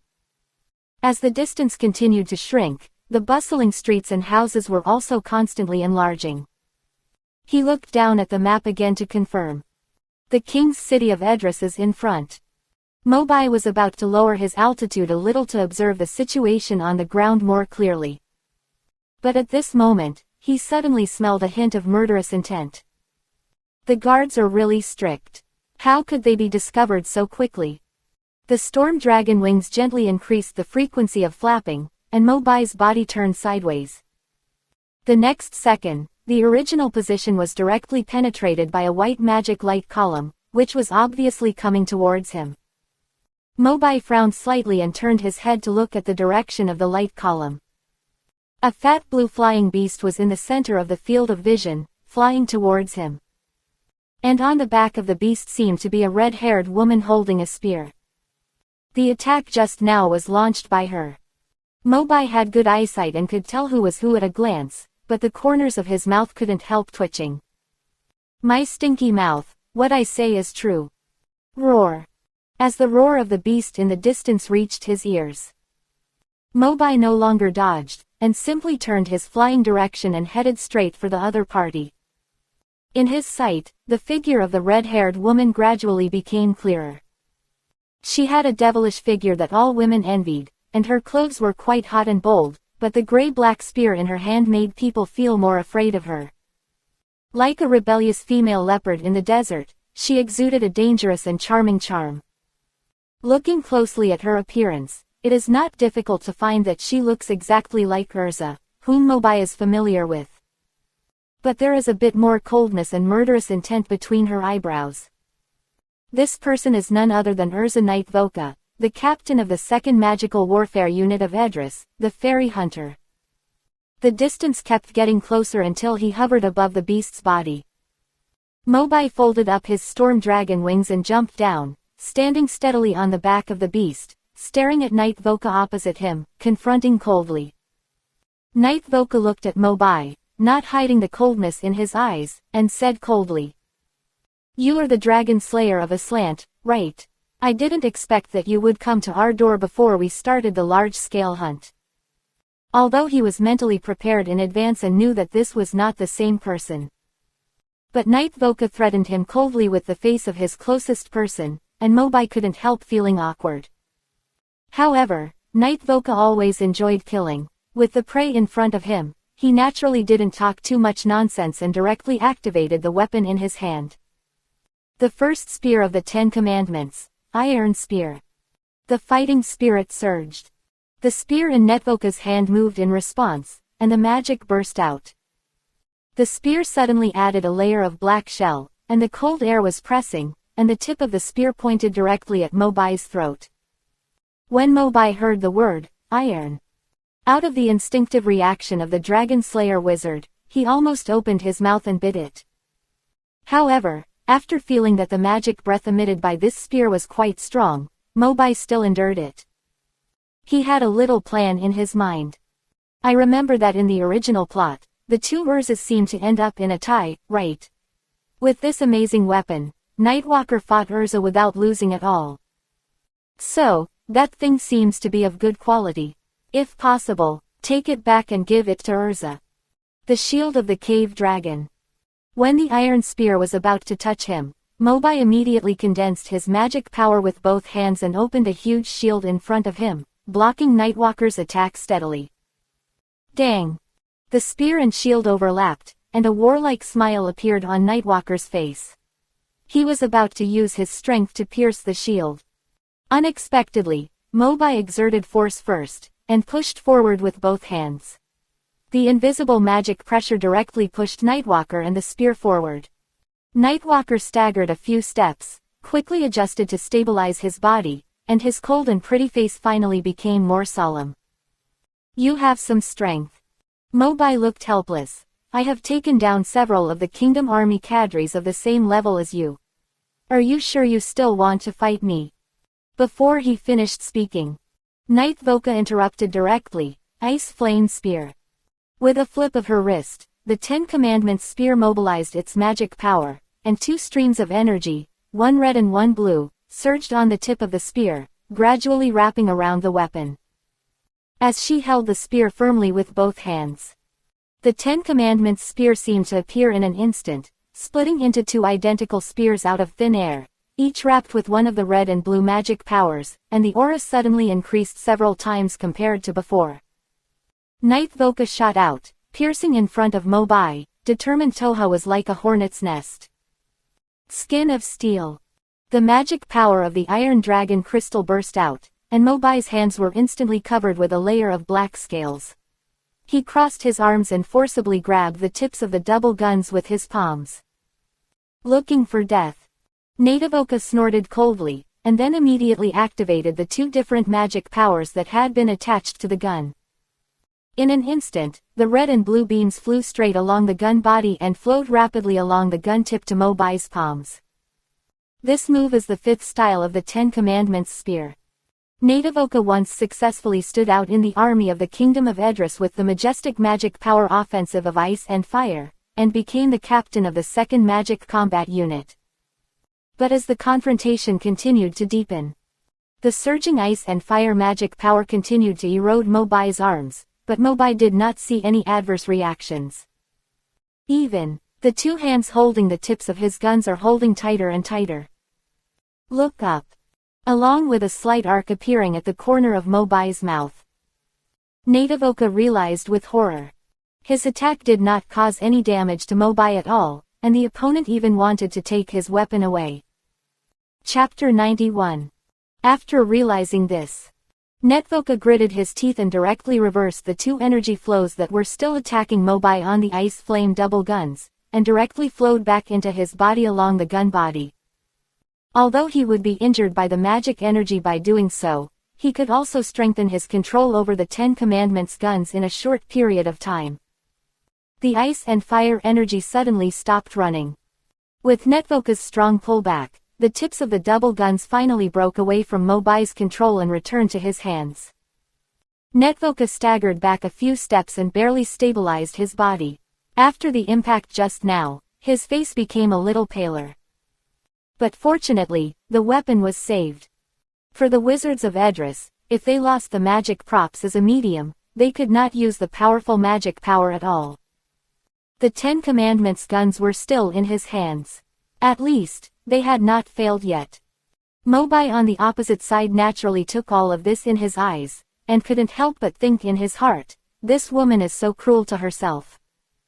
Nightvoka licked the blood flowing from the corner of his mouth, stared at Mobai with his eyes, and his expression became more and more ferocious. Sure enough, you are the Dragon Slayer wizard named by the king as a source of magic energy. However, countless fairies have fallen into my hands, and you will not be an exception. Holy Spear, Holy Stone World. Nightvoka exerted force with both arms and slowly put the split 10 Commandments spear back into one. A brilliant light suddenly burst out from the tip of the spear, and the magical aura that was several times more terrifying than before slowly spread out. Ah! Feeling the pressure from the 10 Commandments spear, even the flying beasts under the feet of the 2 men let out a little wail from their throats. At this moment, the strength shown by Nightvoka is completely a level stronger than the Shugboy and others he met before. It's rare to find a woman who can fight Urza to a draw. Within Mobai's sight, Nightwork had already accumulated the magic power of the 10 Commandments spear to its peak, ready to attack at any time. Storm Dragon Wings. Mobai's feet were full of wind, he stepped on the beast's back and leapt into the air, and spread his wings to fly back into the sky. Nightwork saw this, but sneered, "You think of running away now? Can you escape the speed of the holy stone world? With a loud shout from Nightwork, the bright light suddenly materialized into a silver-white wave column, aiming at Mobai's body, and rushed up at a very fast speed. Mobai leaned over to take a bird's-eye view, and also felt the dangerous breath under his feet. But he did not choose to dodge by linking the power of wind and thunder. As his wings flapped, a few breezes surged around him, rolling up some sand in the desert. Just before the energy beam from the holy stone world was about to hit him, Mobai quickly adjusted his posture so that his whole body was facing downwards, and clenched his fists tightly, gathering abundant earth attribute magic power to fight it head-on.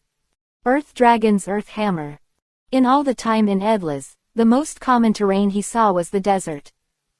In order to keep his magic power sufficient at all times, Mobai gritted his teeth and ate a lot of sand. There was no other way. Although it was not very elegant.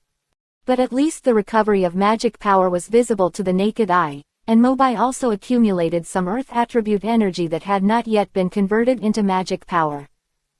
Just used it together in this attack. Mobai was high above, and his fists were crushing Netvoka's final killer move. Netvoka gritted her teeth tightly, and she had already concentrated all her strength on this round of confrontation. Stay in, Address.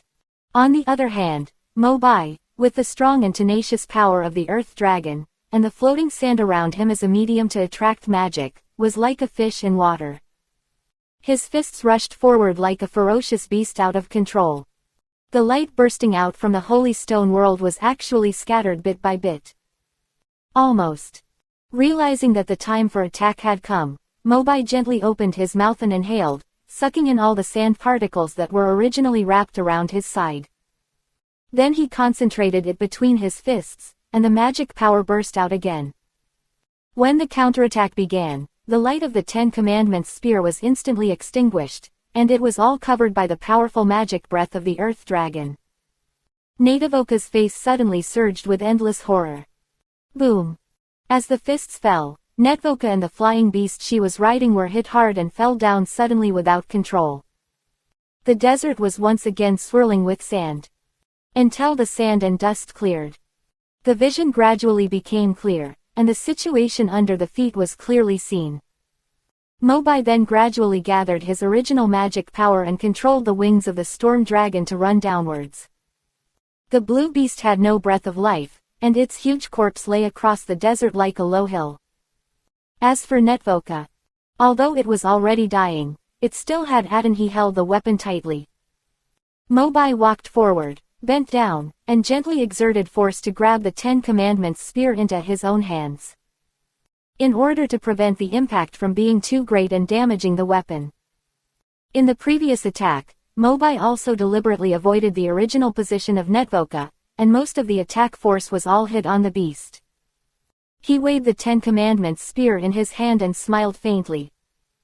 This weapon, let's treat it as my trophy. Mobai turned around and was about to leave. The corner of his eye suddenly swept across Netvoka's face.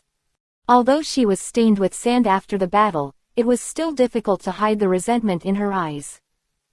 Netvoka still stared at Mobai, and said in a hoarse voice, "If I had known this, I would rather destroy the Ten Commandments than let you take it away."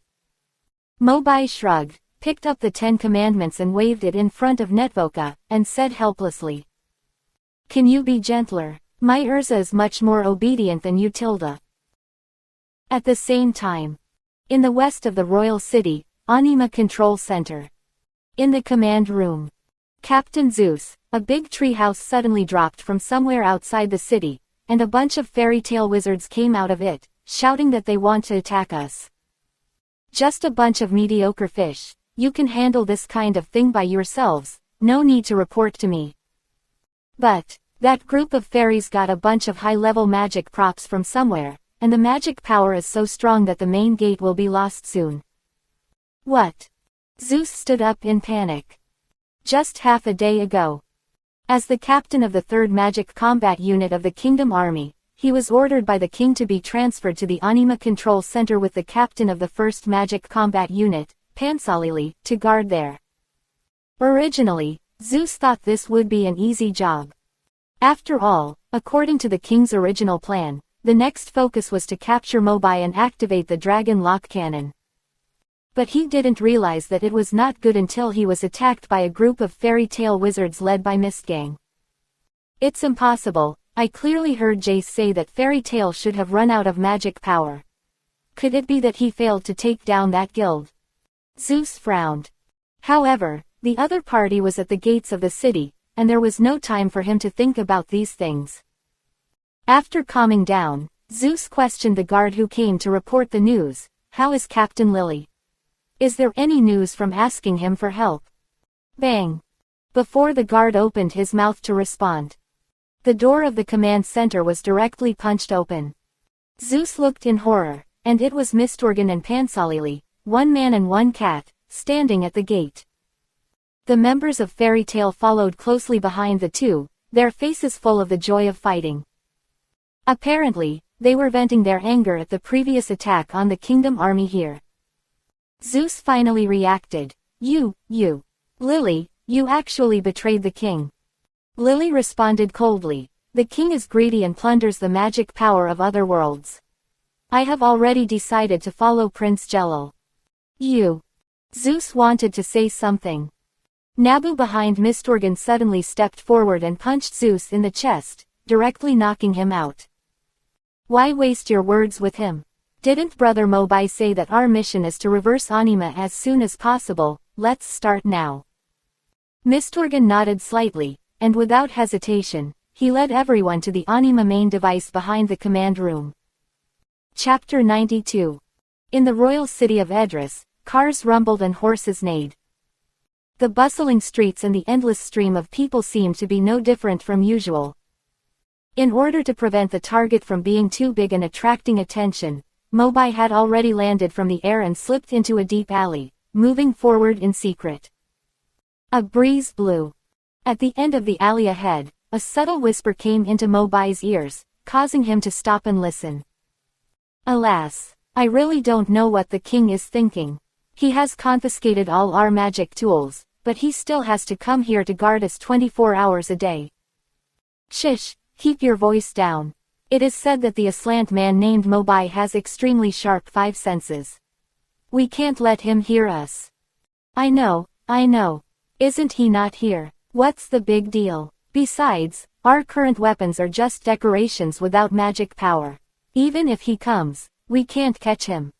Well, anyway, it's better to be cautious.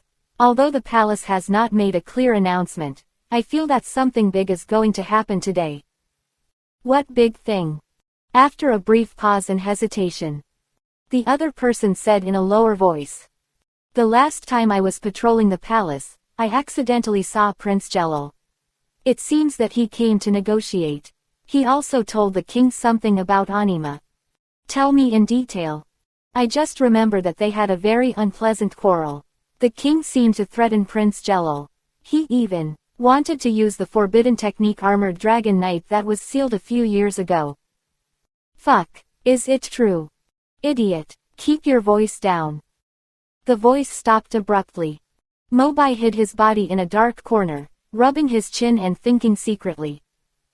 These two idiots who were slacking off seemed to have mentioned something very important. Mobai remembered it clearly. Mistgang said that the kingdom army was large in number and well equipped. But now it was so easy to get in. I thought it would be a trap, waiting for me to fall into it. Unexpectedly, the king was even more cruel. Directly recycle all the magic tools of those soldiers, use the magic power as the energy to activate the Dragon Knight armor, and then use the power of the Dragon Knight to capture himself. During the activation of the Dragon Knight, let the soldiers stand guard continuously to monitor the movements in the city at all times. This plan is indeed very thoughtful. It seems that we have to find where the king is as soon as possible, and try to destroy him before the Dragon Knight starts. For the battle, Mobai has always adhered to the most cautious way of playing. Just like when he first fought with the 6 demon generals, although he had the power to fight against President Wu. But since there is a way to directly avoid a fierce battle and win, why not do it? Thinking of this, Mobai mobilized his magic power, instantly increased his whole body speed to the maximum, and rushed forward all the way out of the deep alley. At the entrance of the alley, the two guards who were just slacking off were preparing to pretend to stand guard. But I just felt a strange wind suddenly blowing in front of me, and it seemed that there was a little magic in it. Something seemed to flash in front of me, and it disappeared in a flash. The two looked at each other, confused and confused. It seems that something just ran over. Didn't you see it clearly? Maybe it was a big black rat. Is it? In the west of the royal city, Anima Control Center. Under the leadership of Mr. Gang and Lily, everyone went deeper step by step until the room at the end. Push the door and enter. There are several huge human-shaped stone statues standing around the vast space, and the stone statues' eyes are focused on the center of the room, which is the main control device of Anima. It's here. Mr. Gang took a deep breath and couldn't help but speed up his pace. The magicians also gathered around the light group in the room, carefully examining the core light group of Anima. Natsu asked curiously, "So, this thing has been absorbing the magic power of Mobai's world?" Mr. Gang nodded. "What are you waiting for? Let's find a way to reverse this thing now. Leave the outside to us, and we will ensure that no kingdom army will be allowed to enter," Lucy urged. Upon hearing this, Mr. Gang slowly placed his palm on the light ball of the Anima core. As a dazzling beam of light shot out, everyone felt a huge magic power from it. It is worthy of being a super device that has converted magic power for several years.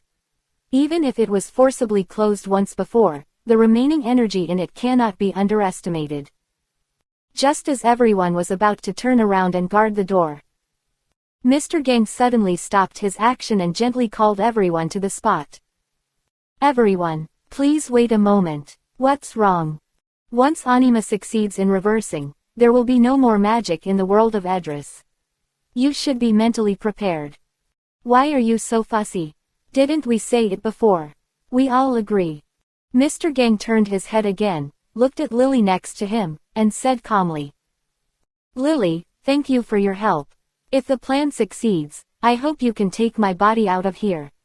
And the citizens of Edris are also handed over to you." What? Lily didn't understand for a moment. Even the wizards of the Fairy Tale Guild were also full of question marks. Mr. Gang sighed and explained in a deep voice.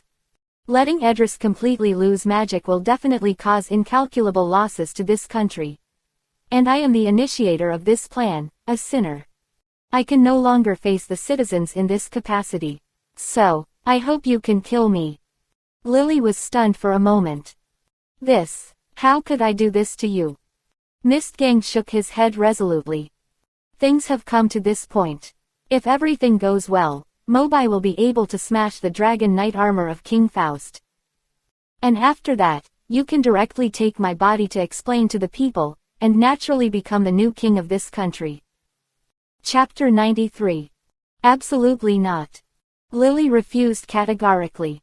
Although Mr. Gang had long been regarded as a rebellious prince, and Lily was the captain of the first magic combat unit of the Kingdom Army.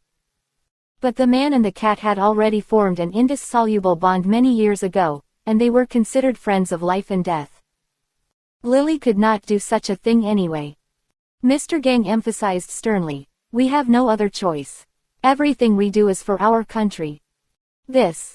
Just as they were arguing, Lysina suddenly leaned out from the fairy tale people next to her and walked in front of them. Can I ask a question?" "What question?"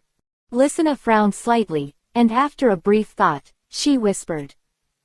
"If Anima successfully reverses, it will take away all the magic power of the world of Edris. As a transcendent born with magic power, won't Lily be forcibly sent to Aslant?" Mr. Gang was stunned. Thinking about it carefully, it seems to be true. Lily originally came from the Flying Cat Kingdom of Extania, and was born with magic in his body. It was only because of some reasons that he was regarded as a fallen angel and expelled from Sky Island, and then he served in the army of the Kingdom of Edris and became a cadre here. Lily gradually understood, and an elusive light flashed in his eyes. It was also at this moment that he realized that with the reversal of anima, he and all his compatriots would be forced to leave here. Mistgang looked at Lysina bitterly, and then glanced at the fairy tale people behind her. After a long time, he asked hoarsely, "What should we do now?" Lysina's hesitation flashed in her beautiful eyes, and then she said, "I think Brother Mobai should have considered this, but unfortunately he is not here now. Let's proceed according to the plan. Continue to reverse anima, and then Brother Mobai should be able to tell us what to do next." Lysina's tone was full of unconditional trust in Mobai. After hearing this, Mistgang finally placed his palm back on the anima central light group and slowly activated it. "I hope so." On the other side, Mobai rushed to the center of the royal city. But as the distance got closer, he felt more and more that a terrifying magical power was being released. The source was the square in the center of the royal city. Mobai narrowed his eyes and realized that the king had activated the dragon knight armor before him. A fierce battle was inevitable. There was no way to sneak past like President Wu. What was supposed to come finally came. The storm dragon wings appeared from behind, and Mobai no longer hid. He rushed across the block and flew into the air. The streets became more and more noisy. As he continued to move forward, he found that more and more people seemed to be rushing in the same direction as him. Mobai also vaguely distinguished a few clear and complete sentences from them. "Have you heard? King Faust seems to want to restart the dragon knight armor. It's over there in the square." "What? Hasn't it been listed as a forbidden technique for a long time? I still remember the terrifying destructive power of the dragon knight when it first appeared. I also remember that it was clearly stated at the time that it was strictly forbidden to use it again, except in special circumstances." "What special circumstances? Is the country in trouble and must use the dragon knight to solve it?" "I don't know, let's go over there to see the excitement first. But you have to stay away, I don't want to be trampled to death." Climb over the last street. Mobai's eyes were like torches, looking straight ahead. The originally spacious square was now densely packed with people, surrounding the center of the square. And the center of all the people. A silver-gray dragon-shaped armored monster that covered the sky and the sun had stood up, emitting a huge magical pressure. As the dragon knight's face glowed red, his huge feet supported his whole body. The dragon knight swayed his body slightly, and an old voice came from inside him. "Citizens of Edlas, I am King Faust. I am now in the body of the dragon knight. Please listen carefully to what I say next." The people watching the scene were immediately interested and echoed loudly around him. "It is indeed the king. He actually launched the dragon knight again. It seems that something big is going to happen."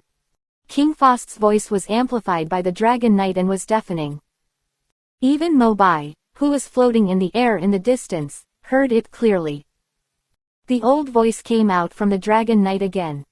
"Citizens, Edlas has now slipped into a robber from another world. This bandit values the anima device used by our country to collect magic.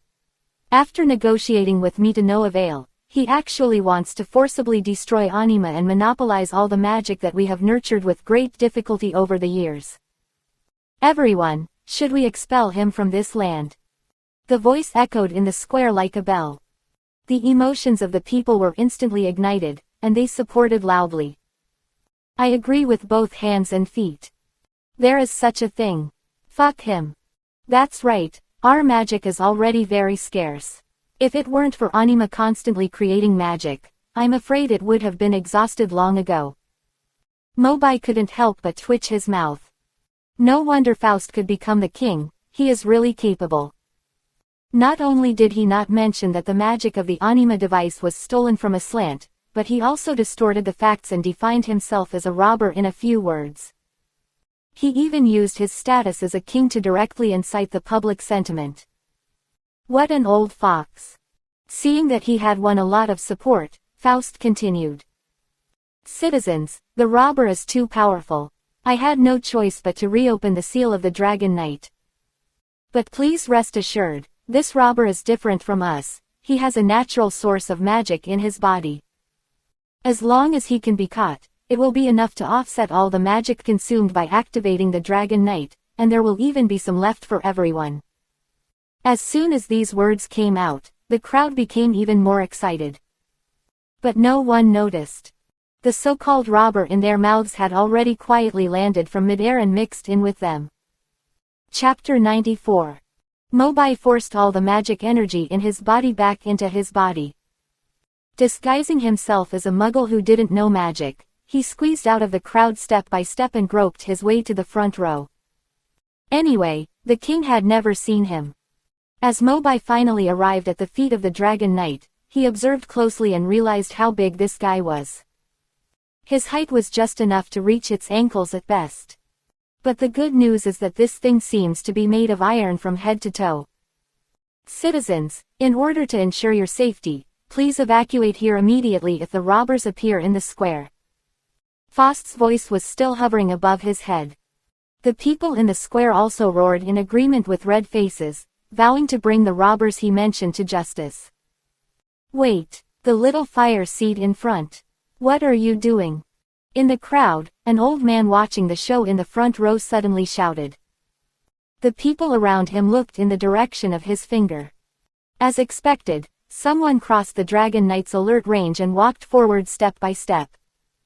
Hey, don't go over there. The Dragon Knight is very dangerous. Its magic pressure will directly cause your heart to stop. Danger, danger, come back quickly. Don't cause trouble for the king.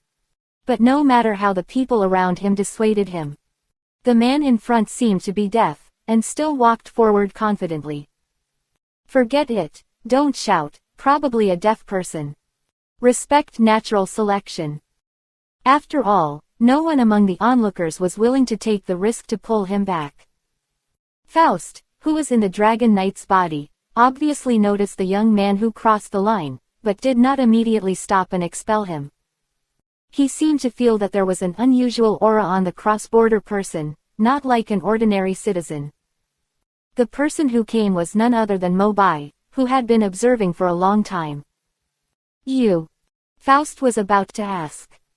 Mobai suddenly raised his eyes, a strange light flashed in his eyes, and then he decisively spread the wings of the storm dragon and flew into the sky with the wind.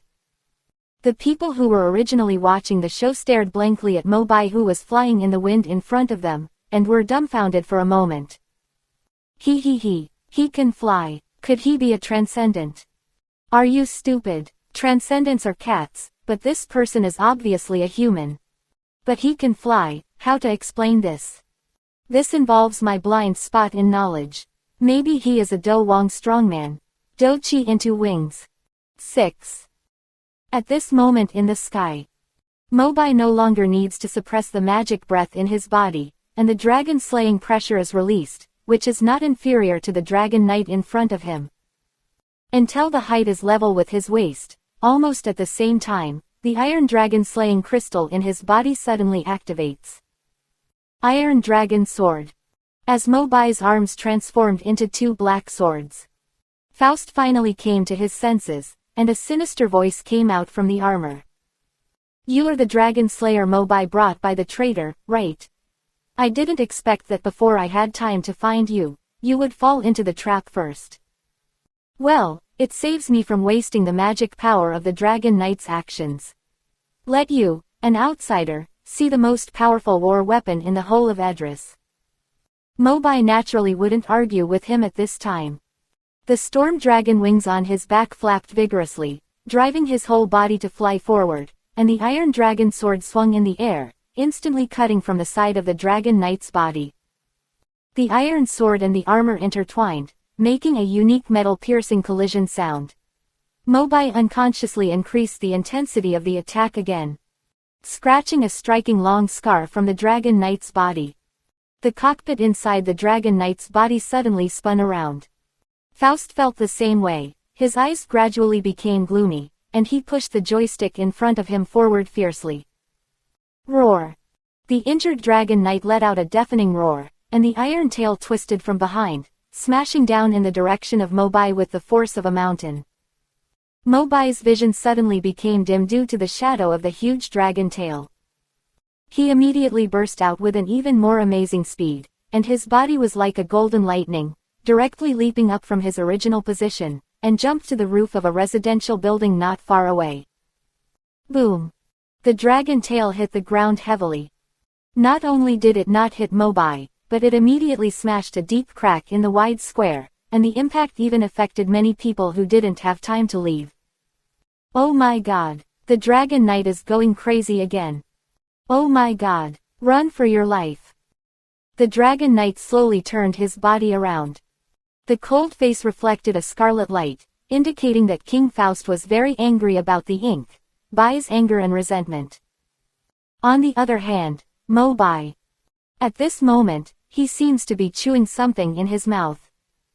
In the attack on the Dragon Knight just now, Mobai scraped off a lot of iron materials from its armor. Based on the principle of not wasting, it is better to eat it. This feels different from ordinary iron. It seems that there is a lot of magic in it. Maybe it was injected when this big guy was made. Swallow the iron material. Mobai immediately felt refreshed, and his strength increased a bit. The iron dragon sword transformed by his arms also exuded a stronger murderous aura. In addition, the speed of this big guy seems to be quite ordinary. While thinking, Faust has pulled down the joystick again, and the Dragon Knight's claws ignited the dark blue magic, and at the same time fell forward and backward with 1,000 tons of weight. Directly smashed the high-rise building where Mobai was. Only this time, Mobai escaped in time at the last moment, and also took out a handful of iron material with magic from its armpit. He swallowed it hastily without tasting it. The magic power surged again, and seeing his iron dragon swords increase a little, Mobai nodded with satisfaction. If he continued to fight at this pace, even if he didn't eat this fake iron dragon.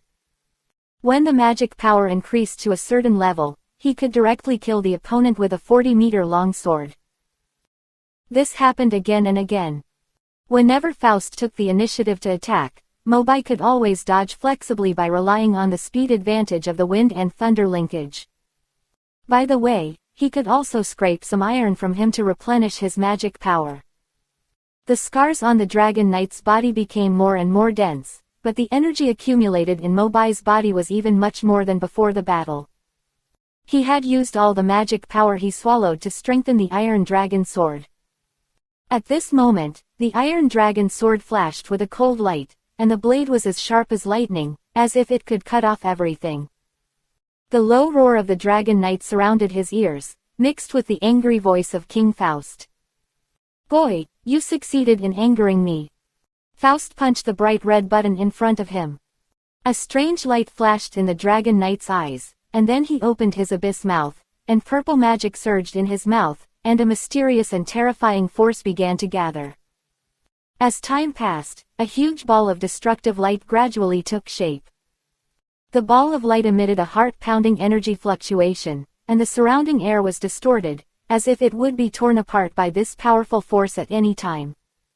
Faust had already killed Red Eyes, and his eyes full of anger revealed his desire and greed for magic again, and he shouted loudly.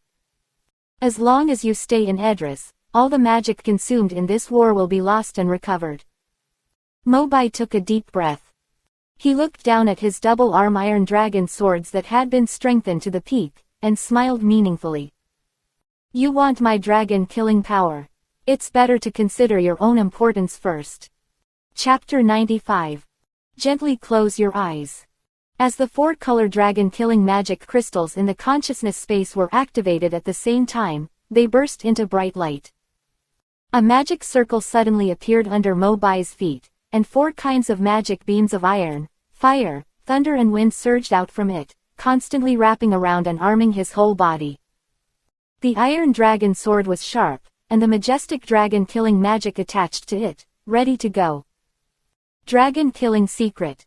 Dragon-severing steel blade.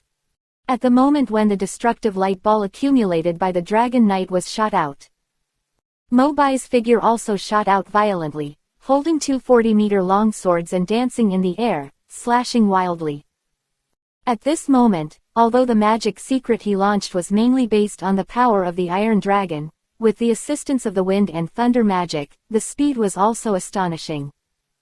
The 4 kinds of magic were attached to the weapons. Although the light ball was huge, Mobai was still able to handle it with ease, and kept repeating the slashing action. I don't know how many times he swung it. The Dragon Knight was still spewing out magic power to maintain the operation of the light ball, but it gradually weakened. Faust felt bad. It's bad. The anima was shut down by the traitor before, and there was no time to supply all the remaining magic power stored before. However, Mobai would not give him a chance to regret at this moment. Boom! The last sword fell. The destructive light ball, which was originally full of energy, was directly chopped into nothingness under the attack of multiple attribute magic. However, Mobai did not stop attacking. As his figure swept through the air, he opened his arms under the support of the storm dragon wings and stabbed the Dragon Knight in the heart. Dragon. The Dragon Knight was forged with all the wisdom and magic power of our country.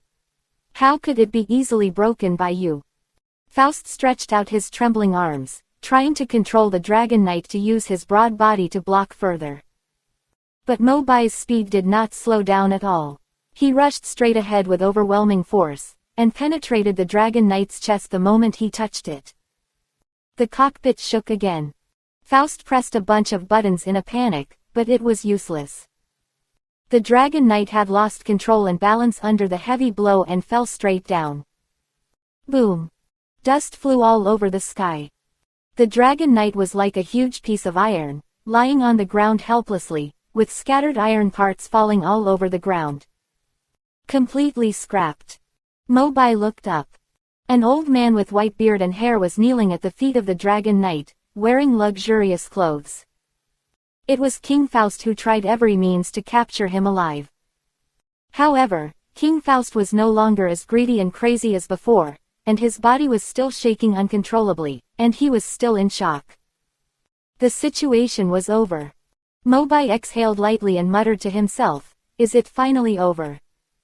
Seeing that there were many iron parts scattered under his feet, he bent down gently, picked up a piece of iron and chewed it like an apple. Just to replenish energy. When Mobai lowered his head again, suddenly, a sandbag-sized stone rolled over and landed at his feet. Mobai raised his eyebrows slightly and turned around. On the originally empty field, a chubby little boy about 7 or 8 years old stood there. The child was full of disgust, and was constantly collecting broken stones and iron pieces on the ground, throwing them at Mobai with all his strength, and muttering, "Dare to bully our king. Beat you to death, hum." Mobai's face was full of black lines. Whose naughty child is this?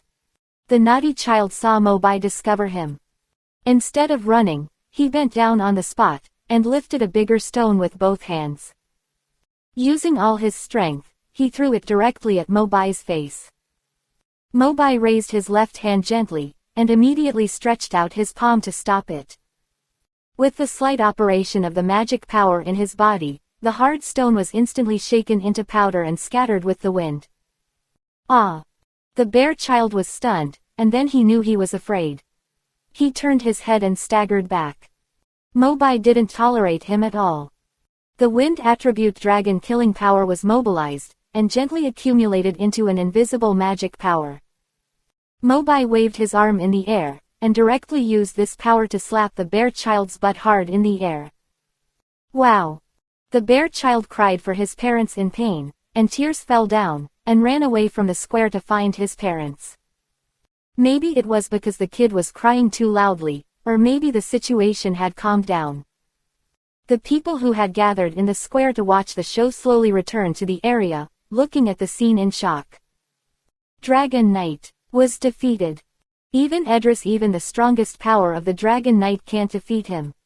In other words, our magic power is destined to be taken away by him. What a robber! The curses around him came into his ears. Mobai was not polite. He pointed to the pile of scrap metal that the Dragon Knight had turned into behind him and said unhappily, "Ah, yes, it's me. What's wrong? Are you going to bite me?"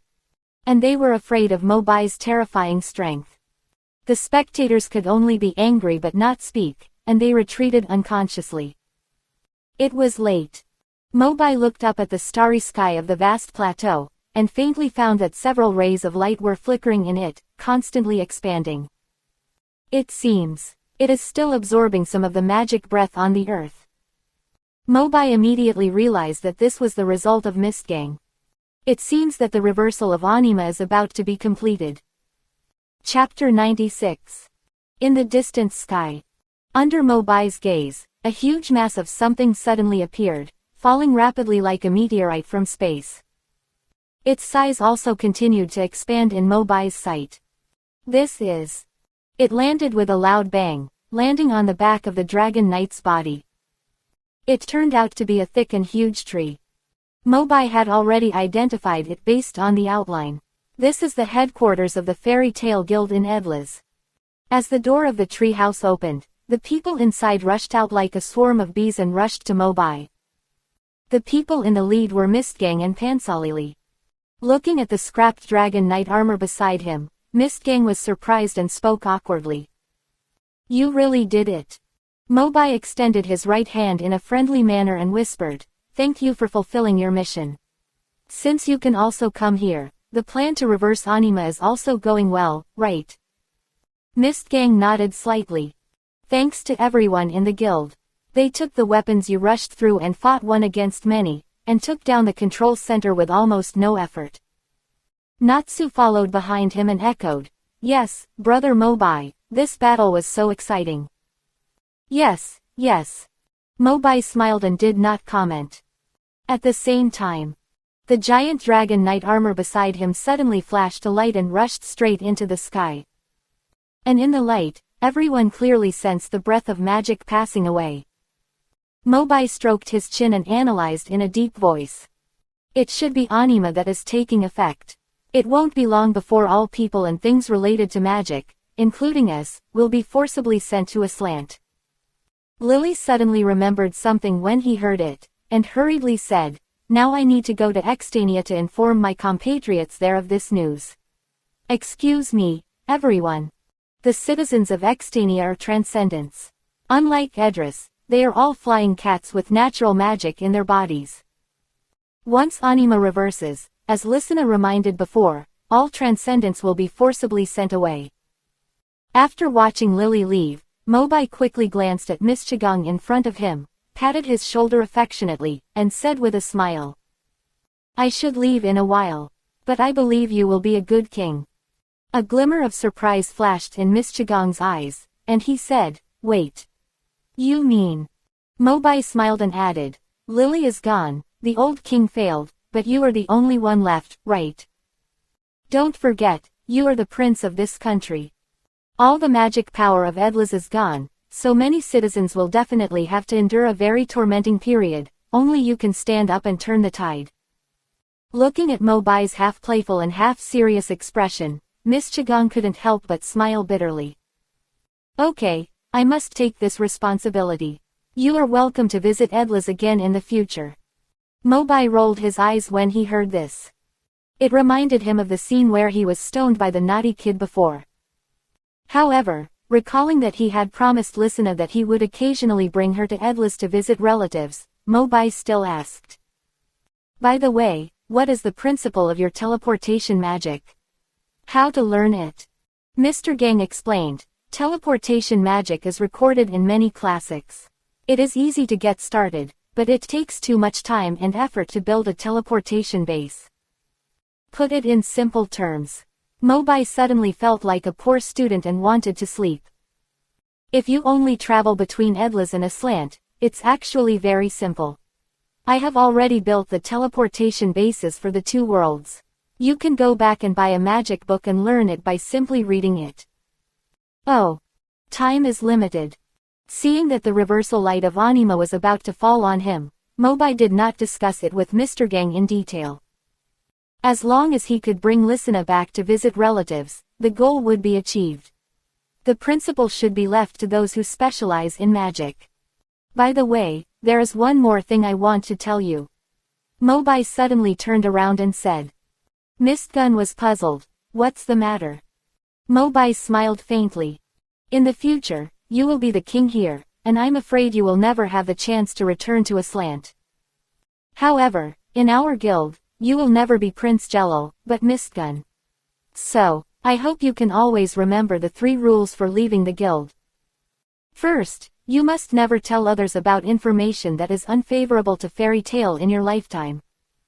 Second, you are prohibited from contacting past clients without authorization and gaining personal benefits from it. At this point, Mobai's voice suddenly became a little choked swallow. As I get older, crocodiles' eyes are always easily caught. But after a short pause, he still went on. Third, even if the paths are different, we must live strong, never despise our lives, and never forget the companions we cherished in the past. Perhaps it was because of his mission since childhood. Mistgang has always been serious. But when he heard Mobai finish the last sentence, the corners of his mouth gradually curved, and he punched Mobai in the chest. You guy. Except for Mobai. The glory of Anima also descended on Lisana. Everyone in Fairy Tale almost dropped their jaws. Lisana. You. Lisana bowed apologetically and said politely, I'm sorry, I kept it a secret for so long. In fact, I am from Aslant like brother Mobai. After the voice fell, Lisana immediately turned to Mirajan and Elfman. As they were about to leave, they were the ones they were most reluctant to leave. Sister Mira, brother Elfman. I'm sorry. Tears welled up in Mirajan's eyes, and she hugged Lisana tightly. Actually, I knew a long time ago that you were not that child. She left us forever in that commission. But you two are so similar. Miraja's voice fell. He took out a square sachet engraved with the fairy tale emblem from his bosom and stuffed it into Lisana's hand and held it tightly. This is a very precious amulet item. It is a relic left by Lisana of Edris. If you encounter danger, just inject magic into it, and the nearest guild member will sense it and come to help you. It's a pity that my sister didn't have the chance to use it until the last moment of her life. You keep it well. Maybe it can play a role in the critical moment in the future. Lisana couldn't stop crying. Sister Mira. Elfman was also crying beside her. Ahem. Is it necessary to be so sad? When several people were sad. Suddenly, Mobai's voice came from the front. Lisana bit her red lips with her pearly teeth, and a little bit of gentleness flashed in her beautiful eyes.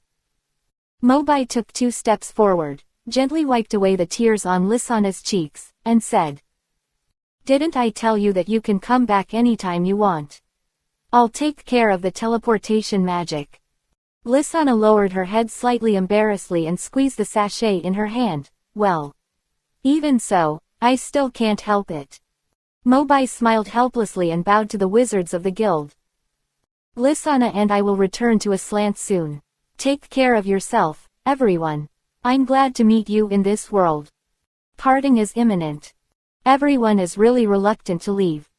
Ah, are you really leaving? Mobai joked, didn't you say that last time? I defeated Jace and picked a beauty from the guild to take away. Well, it seems to be true. The dome finally shone a brilliant light. It descended on Mobai and Lisana's bodies, slowly attracting them to the sky. Finally, it was the final moment of parting. Under Mobai and Lisana's feet, dozens of arms waved together, saying goodbye to them. Everyone, even without magic, I hope you will not forget your respective ties and build Fairy Tale into a permanent home. Chapter 97. In midair. Mobai gently grasped Lisana's right wrist, causing her to blush. Brother Mobai, you. Mobai smiled faintly and explained, we will travel through Anima and return to Aslant in a while. If we fall directly from the sky, I'm afraid you will fall. Oh. A trace of imperceptible loss flashed across Lisana's beautiful eyes. Getting farther and farther away from the ground. In the blink of an eye, the time and space vortex of Anima was in front of us. Lisana began to look forward to the situation after returning in her heart, and she was more afraid of her hometown. We will be able to return to Magnolia in a while. I don't know what changes have taken place in the guild in the past few years, and how are Mirajan and the others? The eyes disappeared into nothingness, and the body was wrapped in a vortex of magic. When Mobai and Lysina opened their eyes again, they had already changed to a new world under their feet. They were just above Magnolia. "We're almost home," Mobai murmured. Although he had only stayed in Edlis for 2 days, when he returned to Magnolia, he felt as if he was in another world. As if he suddenly remembered something, Mobai whispered to Lysina. "We've returned to Aslant. Do you want to try and see if the magic has recovered?" Lysina nodded and tried to activate the magic in her body. After staying in Edlis for a long time, it was inevitable that she was unfamiliar with the control of magic, but about half a minute later, Mobai sensed the outflow of magic from her. "Receive animal soul." As the purple magic circle appeared on the body. As the light faded, Lysina's original white short hair had changed into long curly hair, and cat ears and cat tail also appeared. Meow tilde. A complete cat girl tilde. Mobai couldn't help but take a few more glances, but he was thinking. Come to think of it, it seems that all dragon slayers have cats. Natsu has Happy, Wendy has Charlu, Cobra has Kubarios, even Laxus has Freed. If Gajil is destined, he should still meet Lily, right? Maybe, I should find a cat too. Thinking of this, Mobai paused and said in a deep voice, Lysina. What's wrong? Will you be my cat? Ah. Lysina's face suddenly flushed with shyness, like the morning glow that just appeared in the sky, quietly dyeing her face. Controlling the storm dragon wings to slowly land. Finally stopped in front of the long-lost main entrance of the Fairy Tale Guild. Lysina couldn't help but feel a little dazed. I didn't expect that the guild has changed so much in the past few years since I left. Mobai explained, we had a war with the Phantom Ruler Guild before, and the original guild building was completely destroyed. The current building has been rebuilt and expanded a lot more than before. Let's go in and take a look. As soon as the voice fell, Mobai raised his leg and kicked the door open. I'm back. What came into view was still the noisy crowd in the hall, smoking, drinking, dating, and running around naked. Everything. And when the door was pushed open, everyone's eyes gathered here. But they couldn't move away for a long time. Natsu, give me back my pants. Gray yelled, and just as he was about to stretch out his arms to grab Natsu, Natsu's eyes glanced at the door, and his body froze in place as if solidified. Gray easily got the pants, and was a little confused for a moment. Hey, why didn't you run away? You're not like this usually. Noticing Natsu's strange gaze, Gray also looked in his direction, and was also stunned. For a moment, the originally noisy guild was silent, staring blankly at the front. Mobai smiled gently, took Lysina's arm and walked forward slowly, announcing loudly again, we are back. Perhaps due to the increase in volume, everyone finally recovered from the silence and stared blankly at the white-haired girl next to Mobai. You are Lysina. Lysina smiled and bowed deeply to everyone. Long time no see, everyone. In front of the counter, Mirage and the two who were still helping Elfman with the commission registration had already burst into tears when they saw the girl's face that had haunted them for countless days and nights. Lysina. Mira, Elfman, long time no see. Just like when we were kids. The three sisters who had been separated for a long time finally reunited, hugged each other. They have been waiting for this charge for several years. Miraji wiped away her tears, and a forced smile gradually appeared on her face. I really hope I am not dreaming. Of course it's not a dream. Lysina replied softly. Silly girl, where have you been these years? It's a long story, Sister Mira. But thanks to Brother Mobai, I can come back safely. Miraji then looked at Mobai who returned with her, her pale face full of gratitude, and bowed deeply to him to thank him. Thank you, Mobai. Mobai waved his hand as if nothing had happened, and smiled faintly. Did you forget? Didn't I tell you before in Grak village? Lysina just went to another world. Miraji then remembered the original scene. Originally, I thought Mobai was just comforting myself at the time, but I didn't expect. What he said was indeed the truth. Gray next to him couldn't help asking, by the way, where have you been these days? Mobai tilted his head and frowned slightly. How should I put it? You can understand that you went to a space similar to a parallel universe, called Edris. To explain it in detail, we have to start from Mistgang. Everyone's curiosity was aroused at once. Mistgang. Mobai nodded slightly. Well, after I finished fighting with Guildarts that day, he took the initiative to find me. Chapter 98. Recalling the scene when Mistgang first found him. Mobai told everyone all his experiences in Edlis, and Lysina supplemented on the side. So, after I was seriously injured, I just happened to be teleported to another world by the small anima system, and I didn't die. And in Edlis, everyone in the fairy tale guild treated me very well. It's like another home. Mirajan and Elfman suddenly realized. No wonder Lysina's body gradually disappeared at that time. So, Mistgang is now the king. He will never come back. Mobai nodded bitterly. In any case, the guild has lost a companion of an S-class wizard in a sense. Makarov took a sip of the hot tea in the cup, but acted as if nothing had happened. Don't worry, with that guy's ability, he will definitely govern the kingdom well. At this moment, Natsu finally couldn't hold back anymore, and rushed to Mobai and asked impatiently, I heard that there is another me in that world, right? What is he like? As soon as Natsu said this, the people around him immediately came forward. And me. Mobai had no choice but to say, ahem. Don't worry, ask one by one. Natsu, you are a crybaby in Edlis, and you can only calm down a little when you sit on the magic motorcycle. What? Gray, you don't take off your clothes over there, but wearing very thick clothes, wishing to wrap myself up like a ball every day. WTF. Put on your pants first. I almost forgot that you are Juvia's follower over there, sticking to her every day. Bushgoman. Ahem. Lucy, Levi, you are almost the opposite, fighting every day in Edlis, just like Natsu and Gray here. Ah. Until all these questions were answered one by one. Makarov walked to Mobai with a smile and asked softly, Mobai. Since Edlis has another one of them, have you seen me on the other side? President, maybe you are the king. Haha, it turns out that I am still very powerful. Squeeze out of the crowd. Mobai finally saw the familiar crimson figure not far away. It was Urza.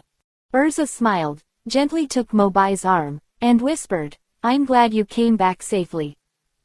Of course. By the way, I brought you some gifts this time. Gift. Mobai took off the Ten Commandments spear that had been on his back and untied the bandages wrapped around its surface. It was what he had seized from Netvoka before. This weapon is called the Ten Commandments spear, which is another weapon you used in Edlis.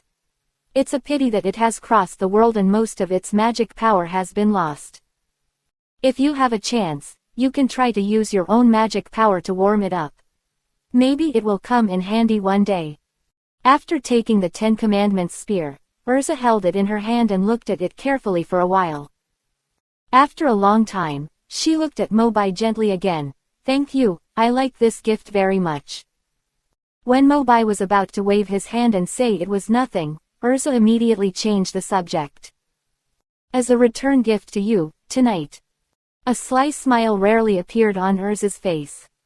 Gently pulled Mobai in front of her, stretched out her finger to hook his chin, bit his ear and whispered the second half of the sentence. Mobai's ears immediately turned red at a speed visible to the naked eye, nodded unnaturally, and said, Ahem, no problem, then I'll prepare tonight. A few days later. Edris. Although there was no magic as support, under the leadership of the new King Jelal, the people quickly adapted to this kind of life. They all devoted themselves to work and vowed to rebuild a prosperous country. A prosperous and peaceful scene. The fairy tale members also waited for the cancellation of their wanted orders, and they finally became a legal guild organization. But at this moment, there were some problems within the guild. In the treehouse, everyone gathered around the round table in the middle of the hall, staring at the guild information registration form issued by the king himself. The rest of the information was easy to deal with. Only the column for the president. Hey Lucy, why do you want to be the president? President, Mira is usually in charge of all matters of the guild, isn't she? Why, with my fists, do you want to fight? It seems that what Levi said is right. You are just a strong gorilla girl with a simple mind. You dare to say it again. Hee, I actually think Juvia is more suitable to be the president. Hilda. Why don't you let me do it? I promise to take care of everyone's opinions. Just when everyone was arguing, in the crowd, someone suddenly shouted. It would be great if Brother Mobai was still here. It was quiet immediately. After a long time, everyone looked at each other, and their thoughts coincided. Lucy confidently picked up the pen next to her and quickly registered a short name in the president column. Mobai. Then it's decided. Mobai will be the president. During the time when the president is away from us, everyone should just work as usual. One day, he will come back from Aslant to visit us. Aslant, early morning. We are back. With a weak greeting, the door of the guild was slowly opened. Including Mobai, 6 people and 2 cats walked into the hall slowly with dark circles under their eyes, and their expressions were hopeless. As soon as he walked into the door, Gray took off all his clothes in a few seconds, and complained at the table. You have to catch a monster that only moves at night. You have been up for 3 whole nights. I am so sleepy. Fire Dragon, if you dare to accept such a commission from the underworld on behalf of the team again, I will, Z's. The words were not finished yet. Gray had already gone to Zhougong. In the past, Natsu would definitely argue with Gray, but at this moment, his upper and lower eyelids were fighting wildly. Too lazy to say another word, he also lay down beside him. 5 seconds later, snoring sounds came one after another. Ah! Only Mobai and Urza could barely hold on, dragging their tired bodies forward step by step. Until they arrived at the front desk. It was only then that they found that Mirajan was not there, and today's waiter was replaced by a little girl with short purple hair. Janana, it was the giant snake Choberios that Mobai had picked up earlier, Cobra's loyal partner. After finding Grandma Polyusica to lift the curse, she lost her memory and stayed in Fairy Tale. Janana smiled and said enthusiastically. Sister Mira took Lisana out to do the commission, and the president took Mina to take care of her. I will take over the front desk work. Tilda. I see. Mobai yawned and returned the task sheet with the client's signature to Janana. It shows that the commission has been successfully completed. Aluza smiled tiredly at Mobai and said, everyone is tired recently, take a good rest. Wendy and Lucy are also going to go back to the girls' dormitory first. Mobai nodded. Okay. Before turning around and leaving the guild, Mobai subconsciously asked Janana, where did Mira and the others go to carry out the commission? Janana tilted her head, thought for a while and said, it seems. It's called the Haze Forest. Quote. The Haze Forest, did they go there too? Chapter 99. Yan. Mobai left the guild and flew to the outskirts of Magnolia. He hadn't slept well for a few days, so he went back to catch up on his sleep. Folding his wings. Standing in front of the familiar villa. Mobai was about to open the door and enter the house, but was shocked by the scene in front of him. In front of the door of his own house, a drunk female alcoholic was curled up at this moment. The alcoholic exuded a strong smell of alcohol, her hair was messy, and her face was flushed unnaturally. Her eyes were closed, her brows were slightly wrinkled, and she seemed to be troubled by something in her sleep. Although her face was blocked, Mobai still recognized her identity immediately based on her hot and sexy dressing habits and the emblem on her waist. Kana, why are you so drunk so early in the morning? Hearing the call, Kana squinted her eyes dimly and opened her mouth, as if she wanted to say something. Mobai gently leaned down and grabbed her arm to help her up. But the next second, he regretted it. Wow! Just when Mobai was about to help her up, Kana suddenly opened her mouth, and then she raised her hands at 0 frame, spitting out a large pool of filth. Mobai was ashamed. If he hadn't reacted quickly and turned his body aside in time, he would have been sprayed all over. Kana still made a faint sound in her throat. Whine, whine. Mobai was so angry that he really wanted to slap the big thunder in her chest. She was almost dying of drinking and still drinking. Seeing Kana's consciousness gradually blurred again, Mobai sighed and looked around. Although the people in the town are simple and honest, there is almost no such thing as picking up corpses. But after all, this is the suburbs. If a Vulcan ape or something comes out nearby, it is still not safe. Oh, I'm really convinced. Why did she faint at my doorstep?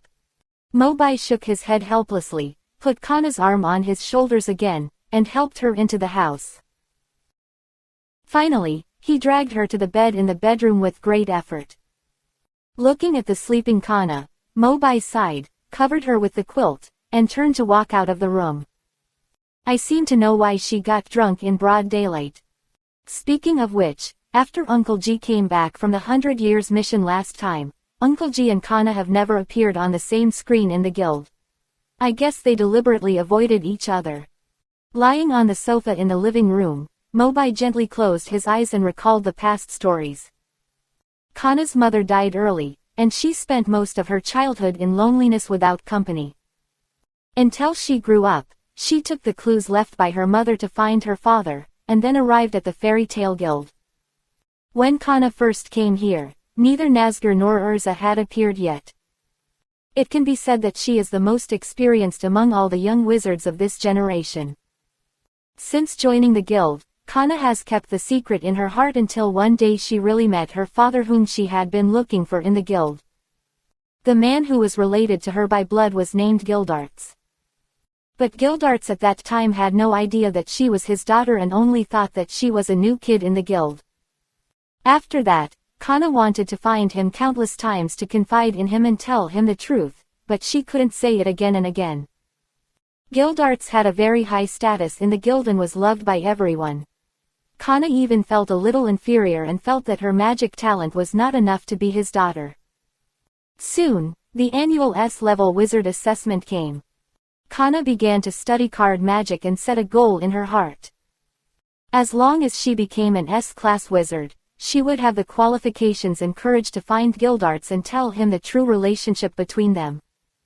However, she was still standing still when she saw that Mirajan and Urza, who had come from behind, had passed the assessment. Until today, many years later, this matter is still a secret, remaining in Kana's heart. Thinking of this, perhaps due to the fatigue of the past few days, Mobai gradually felt sleepy. Perhaps, it is because of Uncle G's recent return and the upcoming S-class wizard assessment that Kana is depressed and drinking. After all, we are partners in the same guild, and Uncle G treats me well. After waking up, it seems that I have to persuade Kana. Mobai did not sleep deeply. A few hours later, hearing a slight sound, Mobai opened his eyes and tilted his head to look at one side of the living room. Kana had also woken up and walked out of the room crookedly, with a confused expression. Mobai was going to ask about her situation. But Kana got there first. The first sentence he said made him completely stunned. I feel a little dizzy. Do you have any wine? I'll take some to sober you up. Mobai was speechless. At this time, shouldn't a normal person first ask himself why he is here? As expected of a drunkard. Seeing Mobai silent, Kana's face showed a look of disappointment, and said, although I don't remember what you did to me after I got drunk. Thank you for your care, sorry for the trouble. Mobai felt bitter. Why do I feel so uncomfortable with the first half of this sentence? Kana turned around and staggered towards the entrance of the villa. At this time, Mobai finally sighed and shouted. You are so drunk early in the morning, are you worried about something? Kana's footsteps gradually stopped, although she didn't walk out of the door. But she hesitated and didn't answer Mobai's question directly. Silence for a few seconds. Mobai's eyes suddenly lit up, and he said immediately. By the way, stand there and don't move. It's on the second floor of the cabinet on your right. Open the cabinet door. I remember there is a bottle of unfinished wine in it. Mobai was not worried about her physical condition. Magicians have special physiques. Their organs are protected by magic, so they rarely get sick. For someone who smokes as much as Wakaba, there is no need to worry about lung cancer. As expected by Mobai, Kana became interested again when she heard that there was wine. A sound of rummaging was heard.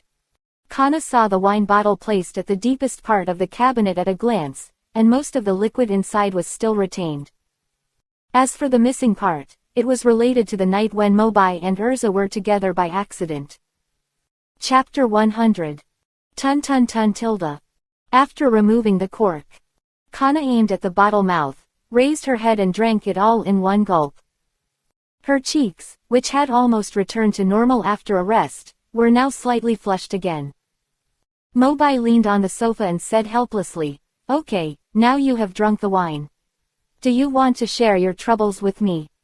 After hesitating for a long time, Kana finally made up her mind, walked to Mobai and sat down slowly, and said, "Actually, I am different from everyone else. I came to the guild to find my father, his name is Gildarts." Although Mobai already knew about her past, but he still chose to listen to Kana's story patiently. "I think that only after becoming an S-class wizard, you are truly qualified to be his daughter. But just last night, I accidentally heard the president and others discussing the next S-class assessment. There is only one spot that can pass the assessment this year, and they all think it will be you." Mobai couldn't help but blush. "How did you get involved with me again?" After she finished speaking, Mobai immediately analyzed. Kana, in fact, whether you become an S-class wizard or not should not have any necessary connection with your recognition of Uncle G, right? Yes. Kana's reaction was extremely intense, and she retorted. "Because his status in the guild is too high, and I, as his daughter, have joined the guild for so long but have not even reached half of his height." Mobai rolled his eyes and spread his hands and said, "Isn't this nonsense? Even if you don't know any magic, it still can't change the fact that you are father and daughter." Kana wanted to say something else, but Mobai sighed, pouted and said self-deprecatingly, "In fact, I envy you, at least you know Uncle G is your father. But what about me? I'm almost 20 years old, and I still don't know what my parents look like."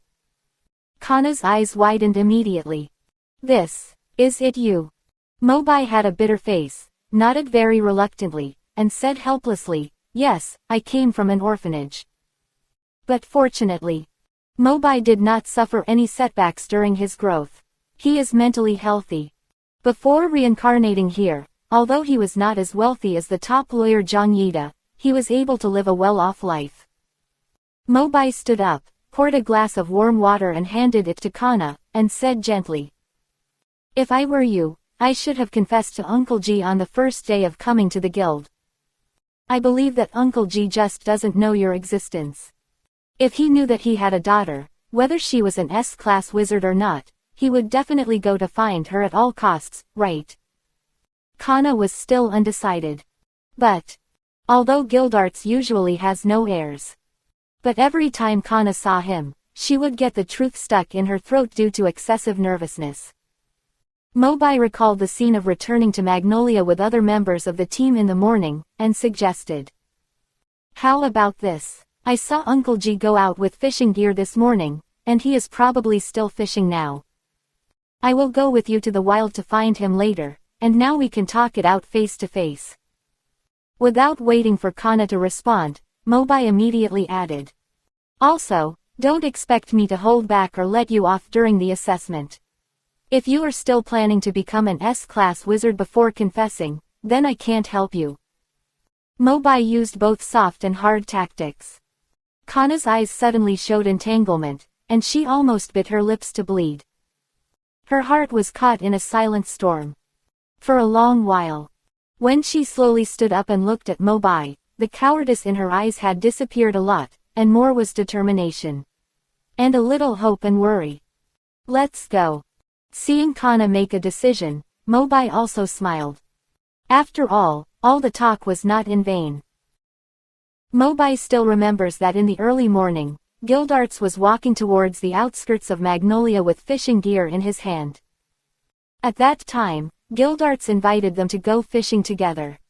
But they were too sleepy, so they declined politely. It was already afternoon, but according to Mobai's estimation, Gildarts should still be there. It won't take too long to open the storm dragon wings to take Kana there. In midair, Kana was held by Mobai's wrist, and said shyly, I'm still a little nervous. Mobai was speechless for a while. We have come this far, don't back down now. Seeing that her expression was still unnatural, Mobai simply released the power of his right hand gently, and as his wrist slid down, Kana's body instantly fell from the air, sank a little. Kana's heart suddenly skipped a beat, and she almost thought she was going to fall. After all, she was dozens of meters high at the moment. If she fell, she would probably be crushed to pieces. Fortunately, Mobai grabbed her wrist again in the next second and stopped falling. Kana came to her senses and asked, "Hey, what are you doing?" "I'm here to wake you up," Mobai said nonchalantly. The natural scenery outside Magnolia is particularly beautiful. Along the clear river, Mobai soon saw a disheveled fishing uncle in the distance. It was Gildarts. Mobai reminded, "Control your emotions, we're about to land." "Ah, so fast." As soon as the voice fell, the light of the storm dragon's wings reappeared, and Mobai's body dived down towards Gildarts' position. The landing place was just a dozen steps to his side. At this moment, Gildarts was still wearing the tattered black cloak, but his eyes were fixed on the floating fish float, concentrating on it. When Kana saw him like this, she still felt nervous. She shrank behind Mobai unconsciously. Mobai looked bitter, and whispered, "You don't plan to tell me about this. What's the point of hiding behind me? Or, can you help me call him? I'll tell him about the rest." "Okay." Mobai reluctantly agreed, and walked up to Gildarts step by step, preparing to talk. "Uncle G." "Shish." Gildarts didn't even turn his head to look at him, and immediately put his index finger on his lips to signal him to keep quiet.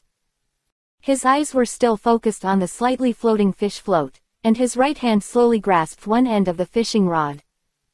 "Got it." After a few seconds, Gildarts' eyes suddenly flashed with excitement, and the hand holding the fishing rod suddenly raised. Under the traction of the fishing line, the golden fishhook with a little water splashed out a beautiful arc from the air, shining brightly under the sunlight. This perfect operation showed Mobai's face. Except that there was no fish on the hook, there was no flaw. "Tisk." Gildarts snorted disdainfully, turned his head with an unhappy face, and looked at Mobai lazily. "I called you in the morning, but you didn't come. Now it's good, you scared all my fish away as soon as you came. Is there a possibility that you couldn't catch it in the first place?" Mobai rolled his eyes, wondering in his heart why these fishermen are all the same. As long as you talk to them, they will immediately feel that their fishing floats are moving, and then miss 100-pound fish because of talking to you. After Mobai finished speaking, he glanced at the bucket where Gildarts kept his catch. As he expected, it was empty. He sensed Mobai's contemptuous gaze. Gildarts immediately acted like a child whose secret had been discovered. His old face flushed, and he hurriedly hid the bucket behind him, shouting, "What are you looking at? I caught a big fish this morning, and I grilled it for lunch. What about the fish bones? It was so delicious that I ate even the fish bones. You know, my grilling skills are top-notch."